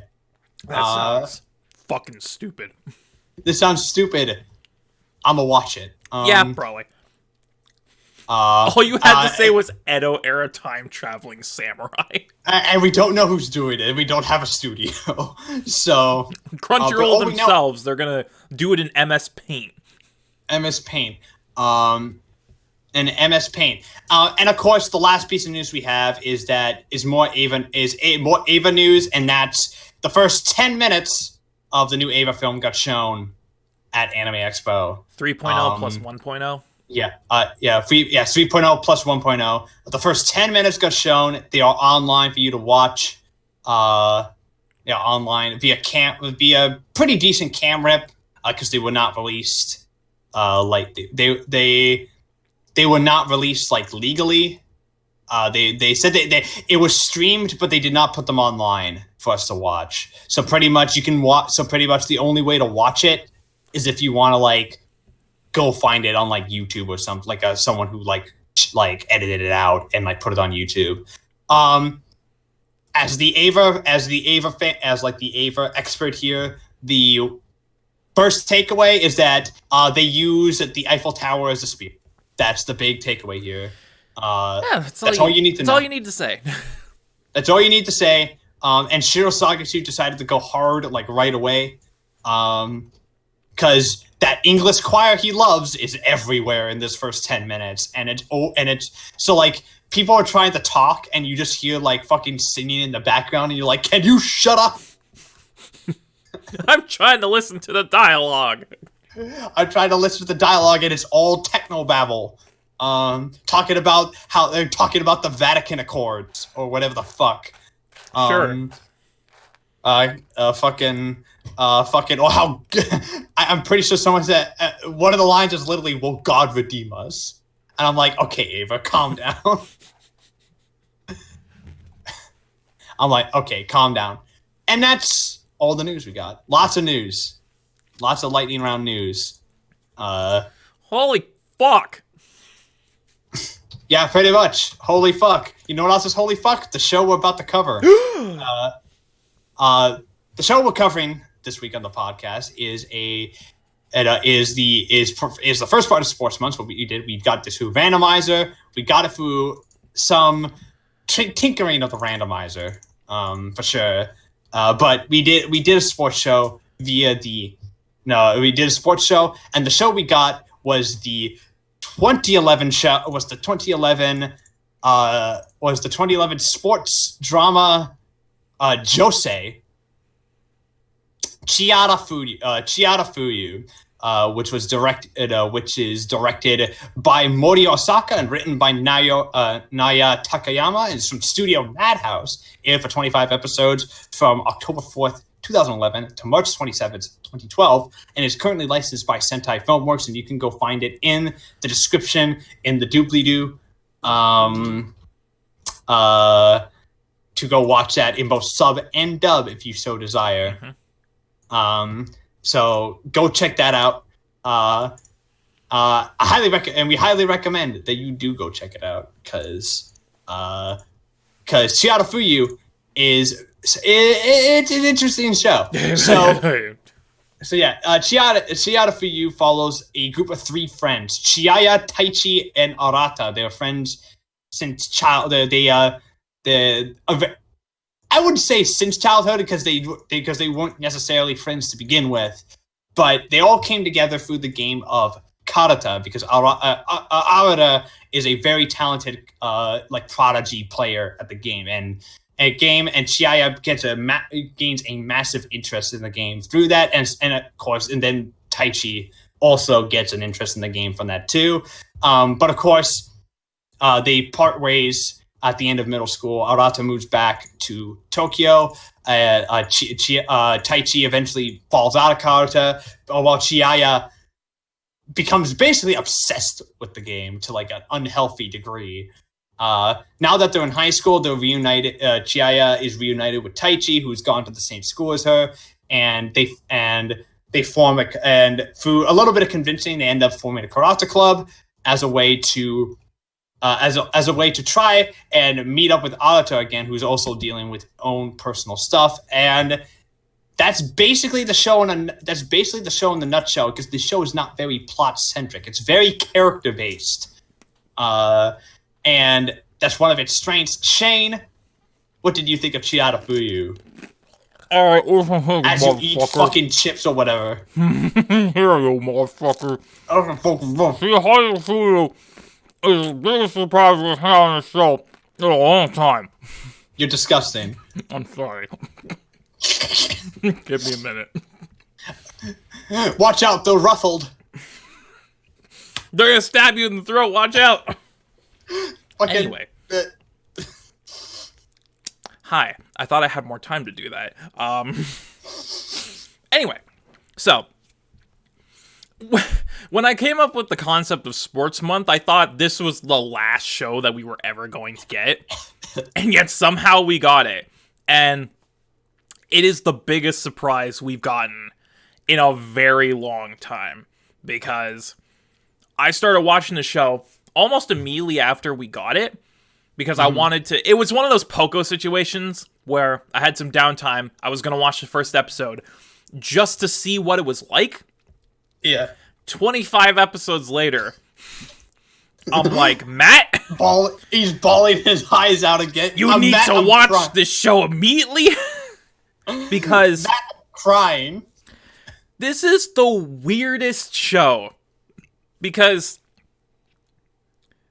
judging from afar, you wouldn't consider this a sports show. It seems more like a teen melodrama than anything. However, it is pure blood sports down to its core. But it mixes that perfectly with that teen drama aesthetic and premise to really make a super unique concept for a sports show. Because it's the sport itself is just as important as the people who are playing it and what's going on in their lives. And I really appreciate that because the show is full of such interesting, developed, multifaceted characters, and you care about all of them and the struggles they're going through, and you want to see all of them improve in their own ways. And that's really the biggest strength of the show, is the people who are playing the sport. But I also have to give them the credit, because I never thought I would be interested in playing a Japanese card game about poetry, but here I am. I want to play Karata after this show. This game looks... Of course, it's the smoke and mirrors of the sports anime that make it look this cool, but I still want to play it. And dude, okay, they have karate games on YouTube, like actual live karate games. No, they're exactly like they are how they portray them in Matt, the show. we need to play Karata. Can we even understand the Japanese characters? No! But we'll still do it. Fucking, we'll make it exactly like the anime, super intense for no reason. All right, this so is this the best show we've gotten on the randomizer? No, because Bebop exists. Yes. But is this the best show we've gotten on the randomizer that we haven't seen? Abso-fucking-lutely it is. This show is amazing. I loved every fucking second of this. This show is gorgeous to look at. It's fucking, the characters are great. It made me interested in Karata from beginning to end. I was down for it. It's really well written. The writing is great. The direction is great. There is so much. The way it uses Karata's poems as metaphors for the characters is stellar. It's funny. The show's really funny. Very funny. I did not expect this show. You would think that this show would be like a melodramatic bullshit. It's not really melodramatic at all. No. It's actually like really funny. Like, and the way, and the visuals, and it's surprisingly visually experiment. Like, there's a lot of experimental style visuals because they play a lot with like speech. The way they play with speech bubbles for comedy, and the fact that this show has the best transitions between scenes I've ever seen. Like, bar none. Like, the way it transitions between certain, like, characters and, like, shots is, like, really cool. Mm-hmm. Like, one of my favorite fucking transitions is, like, in the early... What? I know what you're gonna say. Is, like, in the first couple of episodes where you see, like, Taichi and Arata arguing as kids over Chihaya, and you just see the wall rip, and it cuts to Chihaya fucking ripping all of her Karata stuff off. And I don't know how this show does it. Like, it flows so seamlessly, so well written, and I am about to say this is the hardest best episode pick I have ever done. Yeah, absolute hardest one. Because those who don't know Matt, on our Discord, he likes to jot down his thoughts of each episode he watches, and each concurrent one after the halfway point was like, this is the best episode. No, this is the best episode. No, this is. I'm like, so I literally have no idea what you're going to pick. Neither do I, because I actually have a list and 4 episodes that I still can't pick from. So this is a whim for me. So I'm gonna go with you first while I still try to figure this out. Okay, well... I have a very definitive pick. From the moment I watched this episode, I knew this was going to be my favorite, and sure enough, by the end, I still came around to it. My favorite episode in Chihayafuru is episode 13. For you, I head out. Ooh, oh, this is a good one. It's such a good episode, dude. Because, so, it focuses on the group, and they have a Karata match going on, and Chihaya gets sick. So, there's stakes involved because now the ace in the hole is out of the game. So the rest of the team have to work around Chihaya being out and try to strategize to win. But the main part of the episode is focused on Arata and what happened with his grandfather. Because up until this point, we've heard, like, whisperings of what really happened with his grandpa. And now we see it in full, where at some point after he moved to Tokyo, his grandpa got dementia. So he was starting to lose his sense of self and his memory and all of that. And Arata basically stood up to the plate and said, I'm going to take care of him because he's done so much for me. So he started taking care of his grandfather. And at a certain point, it got to the point where his grandpa didn't even know who he was. He was just so gone that it was basically pointless. And he gave up karate to take care of his grandpa. But then one day, he stayed home from a karate competition to take care of him. His grandpa snaps out of it like fucking clockwork, like, Arata, what are you doing? You have a competition. You need to go. I'm fine. And then his grandpa gives him encouraging words, and he goes out. And I love the way that the show is directed, because as soon as Arata walks out the door, it cuts back to his grandpa sitting in the chair with his eyes closed. And it's never explicitly stated, but it's made very clear that that was the moment when he died. As soon as Arata walked out the door, he was just dead. And I love that about this show, because it's such an emotional gut punch, and it's so sudden that it takes you off guard. And then one of my favorite scenes in the entire show is the end of this episode, where he places in the karate competition, and he gets a call from his mom. Arata, it's your grandpa. And he races home with his certificate in hand. And then he walks in, and all he sees is his grandpa dead. And in a split second, we know exactly what happened. He blames not only himself, but Karada for the reason his grandpa died. Because if he didn't go to that competition, he could have stayed home and taken care of him, and it might have saved him for at least a few more days. So a few more days, even though that this wasn't his fault. Like, so his grandpa was probably gonna die anyways. So he completely blames himself and Karada for the reason that his grandpa died so suddenly, and he quits the game. But then it gets to a point where Chihaya starts coming back into his life, and he sees how much she loves it, and Taichi coming around on it, and then he remembers what his grandpa told him about how he used to play back in the day, and he spouts one line at the end: Grandpa, I love this game. And that, to me, is like, that's all you need to know about Chihayafuru in the span of like 23 minutes. It's an emotional roller coaster from beginning to end. Yeah, and fucking, I cried. Yeah, I did. I cried. It's hard not to.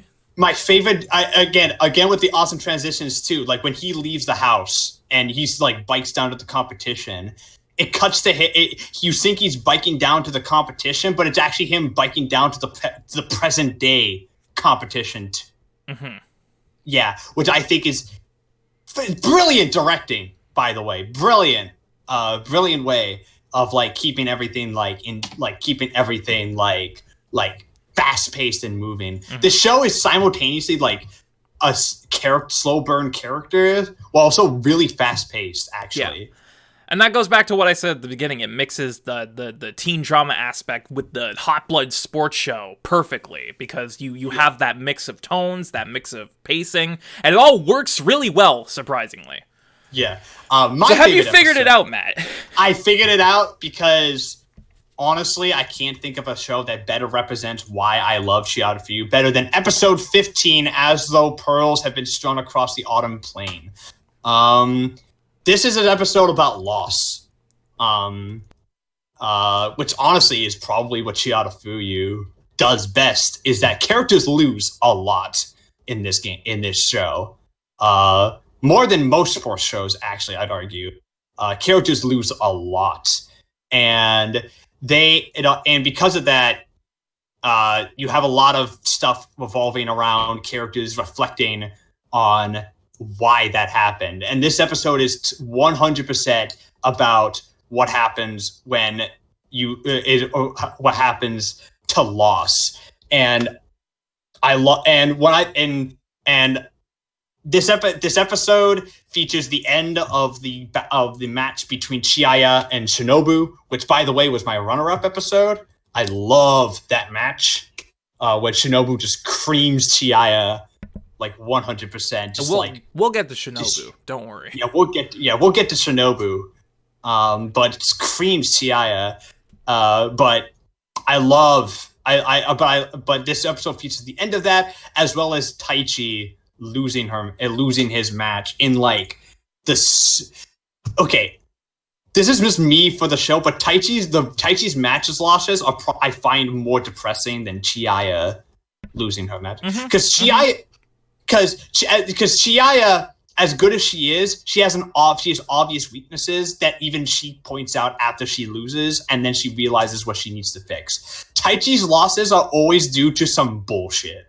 And it's the truth of the matter is that even if karate is a very strategic game with a lot of like mental and physical exertion, sometimes it's all down to the luck of the draw. Yep. And sometimes literally. And one of the worst fucking and here it's not. And while the luck of the draw stuff is from later on, this is Taichi just losing because he just needs to sleep, and and you feel for the poor guy as he's sweating up a storm. He's pretty much losing. He's losing focus. He can't focus on any of the cards. He's just he has no physical speed, and he just loses. And this entire episode is also extremely optimistic too, because even though all the characters lose, they all get up like afterwards and it's like, okay, time to do better. And then they start training their stamina, and it's great, and it's emotional, and I love these characters so much. There's one point in the show, I can't remember what episode it is, but it's when, I think it's right after this, where they have to work on their stamina, and they enter the fucking the school relay and they win. Yeah. And it's like, okay, you guys play cards. And then everyone's like, oh man, the Carter Club's badass, and then and then no one joins. Well, because they don't understand the game. But I do like but when we get to characters, I do like the shift on how karate is like portrayed at the school. Like, people are like, what the hell is this? And then as the show goes on, they're like, yeah, it's weird, but they're pretty cool. Yeah. I do like it a lot. Let's talk about characters though, because this is also a really hard pick, because there's a ton of great characters in Chihayafuru. There's a lot of them. There's a lot of them. I think I know what Shane's pick is, because... Oh, do you? You're predictable, dude. Oh, am I? Yes. Well, guess what, bitch? Fuck you. Fuck you. Okay, well, who's your favorite character, Shane? So, this is what I had to think about, because I thought from the beginning there was only one choice for me, personally. And then as we progressed through the show, and as more and more characters got development and things were happening, I flip-flop back and forth between a couple of them. But here's one that sticks out in my mind. I don't think I could pick anyone else. My pick for favorite character is the boy, Taichi. That's my pick, too. Like, there's no contest when it comes to best character. He has the best development. To think how good of a character this is, I actually didn't like him at first. Like, at all. I thought he was a dick. Because right off the bat, they portray him as this arrogant, dickish, jealous prick of a kid. And I thought, okay, there's no way I'm going to like this guy. He's going to grow up to be a fucking brat, and I'm going to hate him. Lo and behold, the character that gets the most development, does the biggest 180, ends up being my favorite by the end, because Taichi, when he's older, is a fucking G.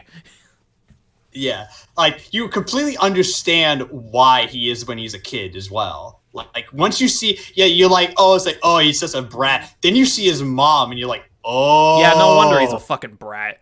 Yeah. Oh, that's why. And then you see him mellow out. He becomes a much more likable person, much more likable.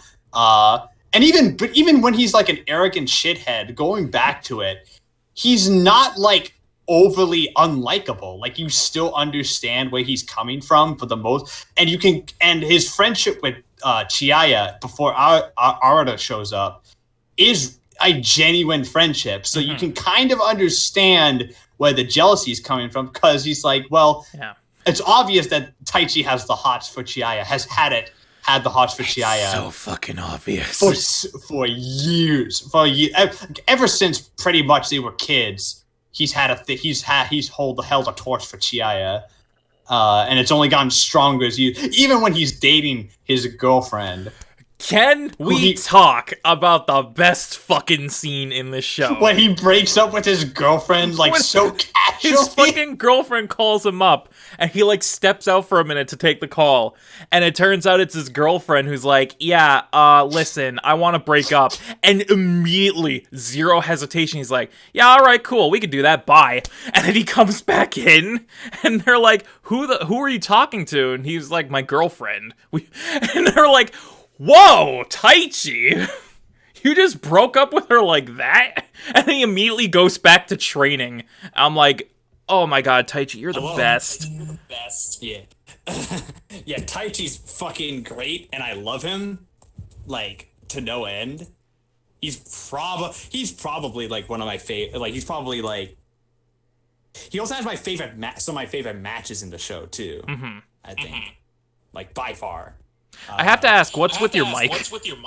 I'm on my phone because my Discord on my computer exploded. Okay. So I'll be back on for a second, but I am now on my phone, so I apologize if my quality is a little shitty.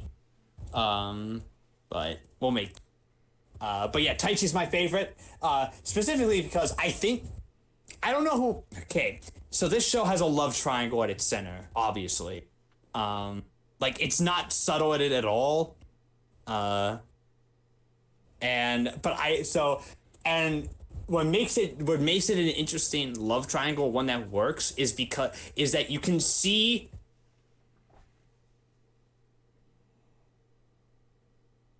yeah, did I drop? Yes. Yes. All right. What is the last thing you heard? I believe that was it. All right. Just give me a sec. All right. There we go. Anyway. Yeah, I'm back on my mic. I believe, because there's a because I would say that there's a love triangle at the center. Yes. Of Chihayafuru. Everyone has the hots for Chihaya. And it's pretty, like, I think it's the weird thing of it's a very love triangle where you can see like both parties ending up with the lead, which makes things really frustrating. But also, you feel for Taichi.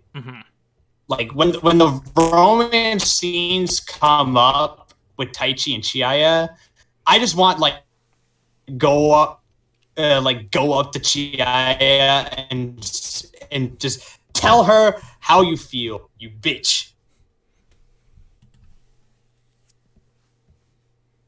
Yes. We're gonna go to sponsor.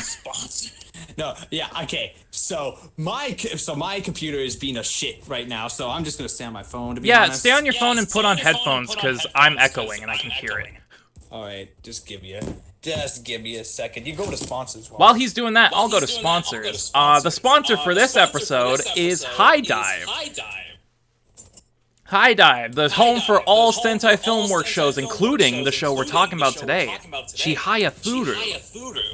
You can watch sub-dub exclusives, several exclusive shows, including some classic ones.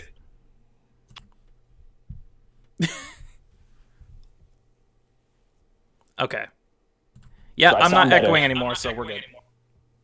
All right, good. All right, so, as I was saying for the third time,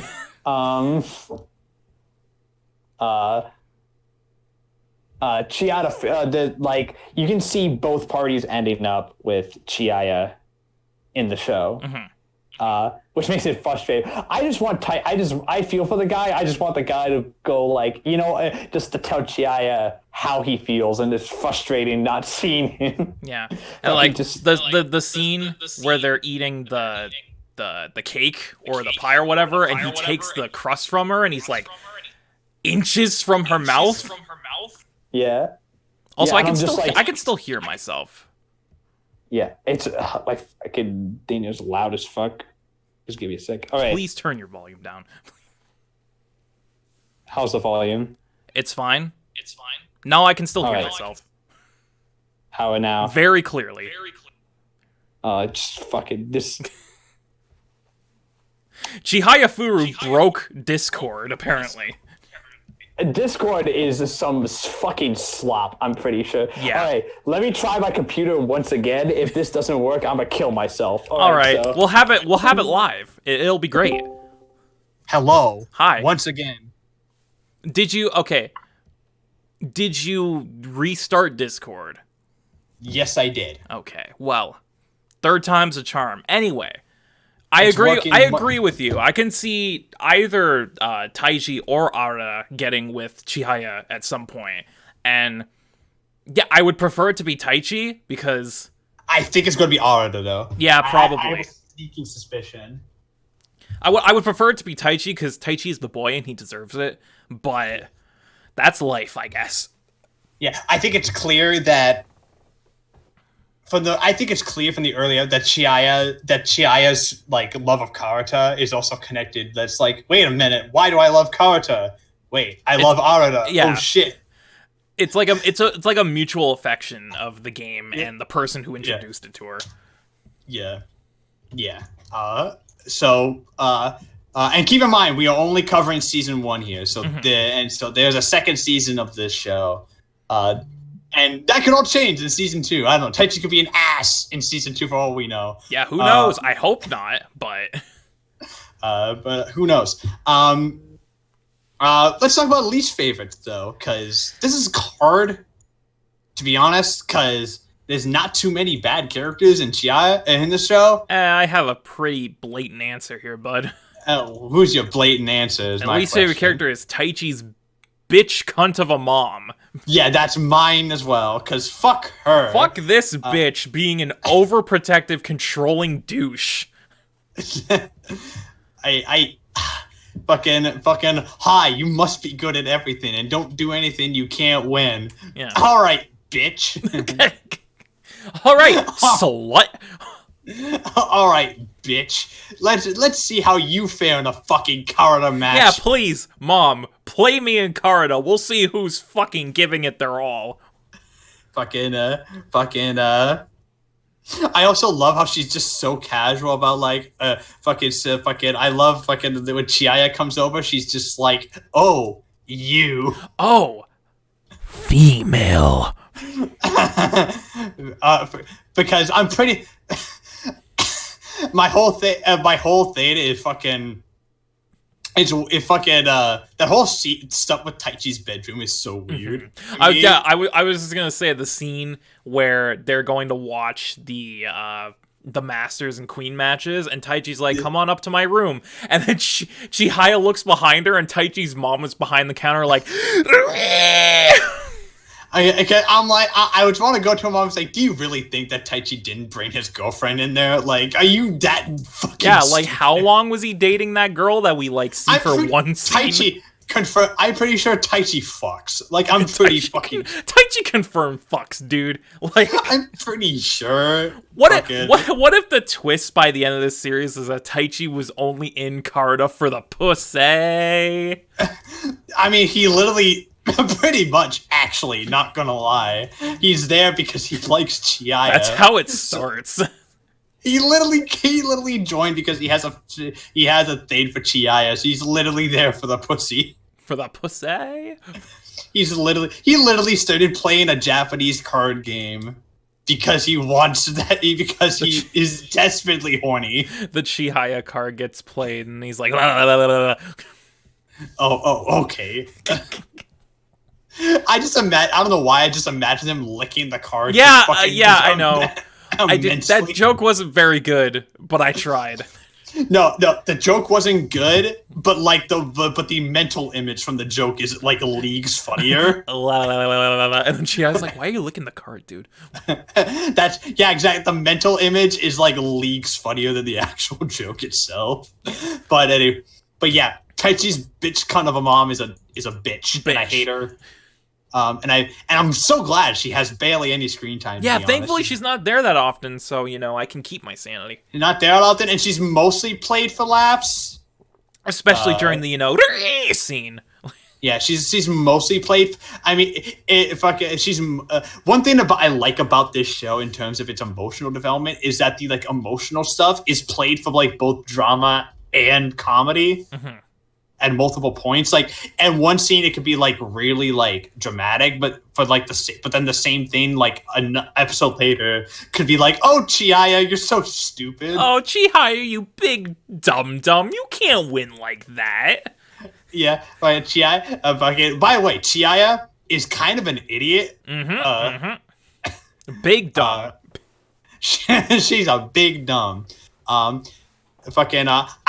would think also at the start of the show that her sister would be my least favorite. I actually like her sister, kind of. I can't say that I like her sister, but she barely gets any screen time, so... Yeah.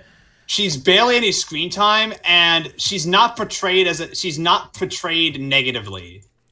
So like, I would argue the one scene where she's like, "Why does she need dreams when she could just pay attention to me?" is painting her in a pretty negative light. But I don't think I think what makes her like a little bit more bearable is the fact that Chihaya never bears any like resentment towards her. Like most of her most of the stuff with her family is her just kind of like, most of it is with her parents, less so her sister. Mm-hmm. So and like her parents are actually really cool and understanding. So yeah, her parents are really cool and understanding, and and from what I understand, later on her sister as well. So like, I don't know. So like that's why I was like, I think that goes to the fact that these characters are really like multi-layered. Mm-hmm. Is that they're not just one-dimensional like good bad. They're just actual people. They're different shades of gray. Yeah, and they're different shades of gray. Like Pseudo. Maybe like 50 of them. Yeah. I don't know. I'm just spitballing that. Oh yeah, like Pseudo. Pseudo, who's a great antagonist by the way. Yeah, Pseudo's fucking dope. Yeah, Pseudo's fucking dope. He's kind of a dick, but he's also a likable dick. He's a dick, but you can tell where he's coming from with his attitude because he thinks he's the fucking best. Yeah. Also, the scene where Chihaya is trying to copy him and there's Pseudo in the background she's like, doing the exact excuse me, stands over Shinobu. He's standing right behind her. Doing the exact same thing. I don't know why. That scene's fucking funny. That scene's really fucking funny to me. But I love there's just so many great characters in this show. Like, we didn't even mention like the rest of the fucking Kawada Club at all. We didn't mention Nishida, who's great. I love Nishida. I think he's my favorite outside of Chihaya. Always eating a fucking pork bun. Every time. That's where he got his nickname, dude. Yeah, all the pork buns he eats. But he's also like a really good Kawada player. Yeah. And then there's Desk Tomu. Yeah, there's Tomu, who is so cool. I love him. Mm-hmm. He's great. And then you got Kana, who's possibly close to best girl here. I love Kana a lot. I think she's pretty good contender for best girl. I mean, we all know who best girl is, but and that's we haven't talked about that's Shinobu, who is the baddest bitch on the planet, but also Shinobu Wakamiya. Yeah, who is a bad bitch, and I love her, but she's also a massive. Also, the biggest fucking dweeb. Like, holy shit. She loves cute things. Yeah. Like, she fucking breaks down in the middle of their match because she notices the fucking snowman, the fucking... What was it? Was it a bear? I think it was a bear. She notices, bear. Yeah, she notices the bear on Chihaya's shirt, and she's like... You're a fan as well, and I love how like there's that connect. I'm pretty sure that Shinobu's just a socially awkward fuck. To be honest, but I love how like on the field she's like super intense and like cold and calculated, but off the field she's just socially awkward as hell. She's just a fucking otaku, dude. Yeah, and it's great, and I love it. Big let's runner up for favorite character, by the way, was Shinobu. Yeah, Shinobu's great. I fucking love Kana as well. Kana fucking is great. Dr. Harada is a G. Dr. Harada gets all the puss. I don't care what anyone says. That man is fucking swimming in it. Even Chihaya and Kana are like fucking fawn over him at one point. Oh fuck, like, Dr. Harada, so cool. Well, because like he's like that older dude that's like you wouldn't that he's like that older dude that's like he's like a wise mentor, but he's also a fucking badass. He's also a fucking baller. Yeah, so like, dude, he's great, and I love and I fucking just love his I just love him as a fucking mentor figure for Chihaya in the group. And he's also got a ton of depth to him too. Yeah, because he gives all this advice to the group on how they can improve their style, but he's also like, he's like the super badass grandpa who knows he's the shit and he flaunts it because he everyone he goes up against in Karada, he fucking destroys. Yeah, he fucking destroys. He's like he's like just that damn good at the game. But yeah, let's talk about other things that are really good about this show, like art style. This show's gorgeous. This show's Madhouse. This is peak Madhouse. Peak Madhouse. Right. Peak Madhouse. Animation-wise, it's not too particularly overt. It's not overtly impressive. There is some impressive shot work, like some impressive there's a couple of Sakuga moments that are really impressive, but for the most part, this is an H and Magus situation where every frame of this show is fucking beautiful.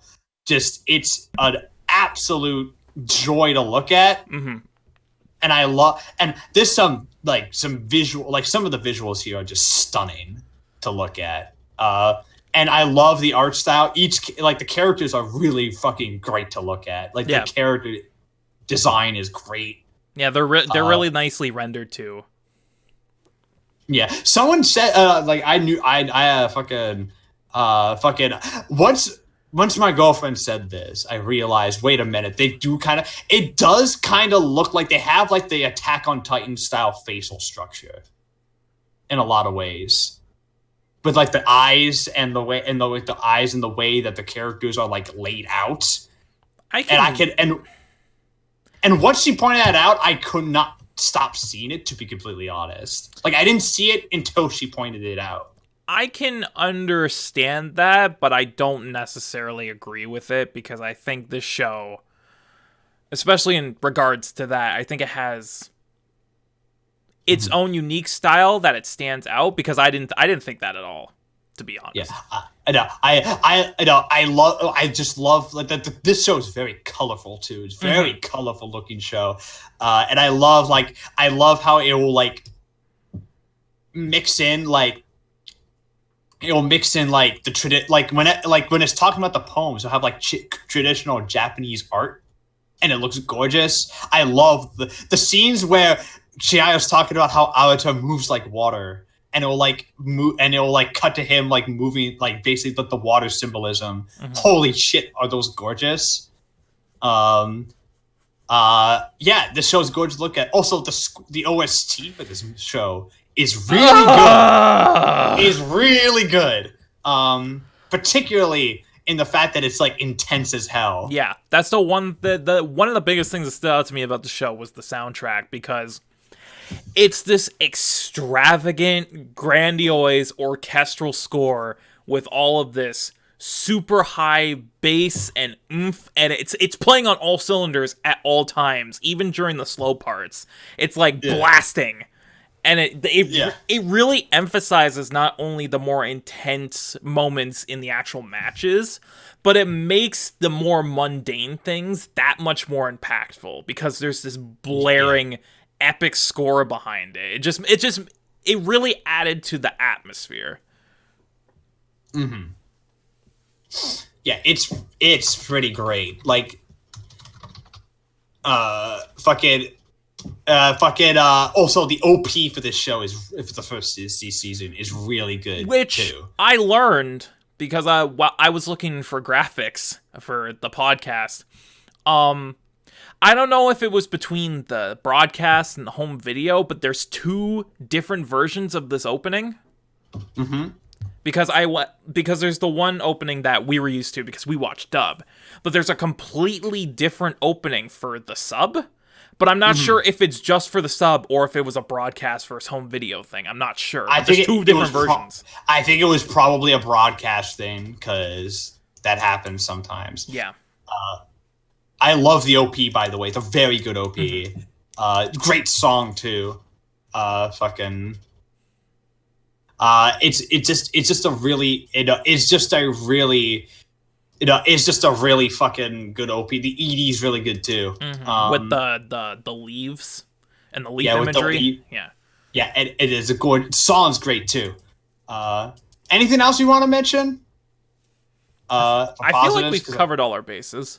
Yeah. Any criticisms we got? No. No. If I had to mention something, because this was what stood out to me the most when I was watching this show. I kept coming back to you. I'm like, I can't find anything wrong with this show. Like, normally shows like this, I would have some kind of criticism against them. Like, oh, the pacing's a bit off. Or, oh, I didn't really like how it handled this. Or, direction could be better. I had none of those issues with this show. I kept going, and I got through the whole season. I'm like, I don't have anything bad to say. What the fuck's going on here? Yeah, I don't. The only thing I could maybe say is that it has no ending. No, absolutely not.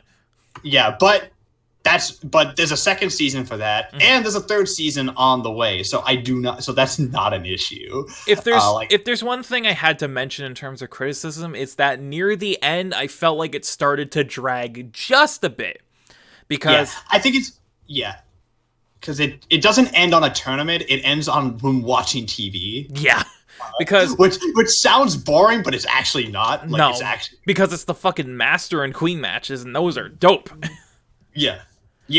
But the one of the things I liked the most about the show was the pacing, because it was so consistent through the entire thing. Nothing was ever boring or felt like it dragged out. Everything had a purpose until like the last 5 or 6-ish episodes when I felt like it started to drag just a little bit, but it was never so apparent or it never took away from the enjoyment I had.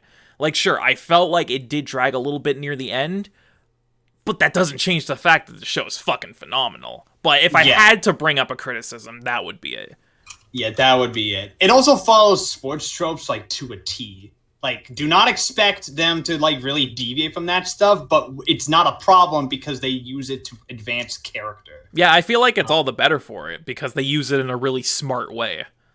Yeah, so, like, I think it's time for final scores, because you know what we're going to do. You know, it's a fucking 10 out of 10, baby. This is a 10. Yeah, this is a 10. I'm sorry, like, this is easily, I love this show. I love it so much. This is such a great show. Go ahead. It's so well constructed, well directed, well paced, well written, with so many great, unique, interesting characters. It makes the sport of karate look fucking badass as shit. Yeah. And there's really nothing wrong with that outside of a little bit of a drag near the end. But again, that's nowhere near enough of a negative to take away from the fact that this show is probably like one of the premier sports shows. And I never thought I'd say this about this show in particular, but here we are. Like, yeah. If you're a fan of sports anime, you have to watch this. Yeah. if you're a fan of anime, you have to. If you're a fan of anime, if you're a fan of economic storytelling, well-developed characters, great animation, sound, if you're a fan of media in general, you should watch this. If you're a fan of good things, you should watch this. Like, if you like things that make you happy, watch this show. But also like things that make you sad. Watch this show. If you want to laugh, watch this show. It's got everything. It's literally got everything you need in a show, and it's great. And I think we're done with Chihayafuru. And with that, I think it's time we move on to pick the next pick the next featured anime of the next featured anime. Since it's still sports month, it's time to pick the next one, and and since this was a randomizer, it is time for our picks. If you don't know how this works, we rotate between a randomizer and one of the picks from either me or Shane. And then since Chihayafuru was randomizer, it's time for our picks. And since I was the last pick, it's time for Shane's pick. And I know what Shane's picking because he's been. I'm pretty sure we've been meaning to cover this show for a while. So Shane, why don't you do the lovely deed of revealing what we're covering on the podcast next time? So my pick for next podcast is the show that basically inspired the whole idea of Sports Month, because this is a show I watched very recently within the last year, and I was blown away by it. I love everything about it, and Matt hasn't seen it yet, so. We're finally going to get around to making him watch this. So next time on the G.A.P Sports Month, we're going to be covering the 2014 shonen volleyball anime Haikyuu, which is my personal favorite sports show that I've seen so far.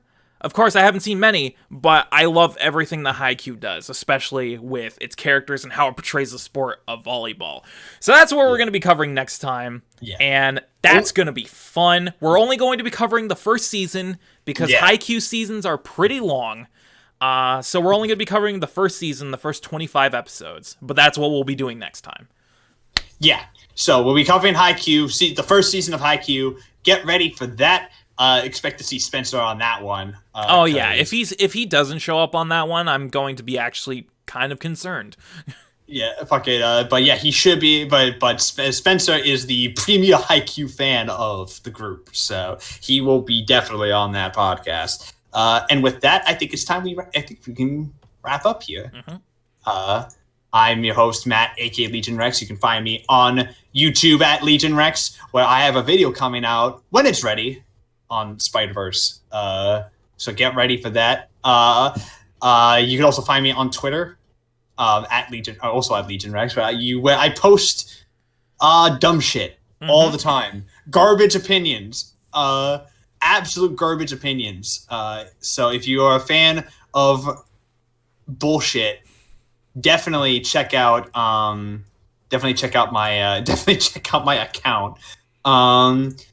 With me, I have my co-host Shane, aka the Bearded One. You can find him at YouTube, Bearded Gaming Network on YouTube, where he does unboxings, he does Let's Plays, gameplay compilations, podcasts, among other things. Go check him out; tons of fun. You can also find him on Twitter at BGN, where he is gonna also be keeping track of his One Piece watch. Yeah, so that's going to be most of the tweets going forward for the next little while, is the recap of my One Piece journey. But if you also want to see me post about my dumb opinions on anime, movies, games, other things, and a lot of memes, go follow me at Bearded Gaming N, and subscribe to Bearded Gaming Network on YouTube for all great gaming content. We're probably going to be live streaming at some point this week, because there's a new game coming out on Thursday that I want to play, so we'll see how that goes. But oh shit. But I think we're pretty much done here. So I hope all of you have a fantastic week, and I hope all of you, and we'll see you next time for Haikyuu. And so I hope all of you also had if you went to Anime Expo, I hope you had a fantastic Anime Expo. I heard it was a great time from the people that went. Yeah, so I hope you all had a great Anime Expo, and we'll see you next time for Haikyuu. Yeah, we'll see you for Shonen Volleyball Boys, so get ready for that. Thank you for listening to The G.A.P. If you like what you've seen, you can subscribe to the G.A.P Podcast YouTube channel to get the latest podcasts as they go live. Be sure to like and comment and let us know what you guys think of the show. And if you want an audio-only version of this episode, you can check out our SoundCloud page. The link will be in the description. Thank you very much for tuning in, and we'll see you next week. 溶けた氷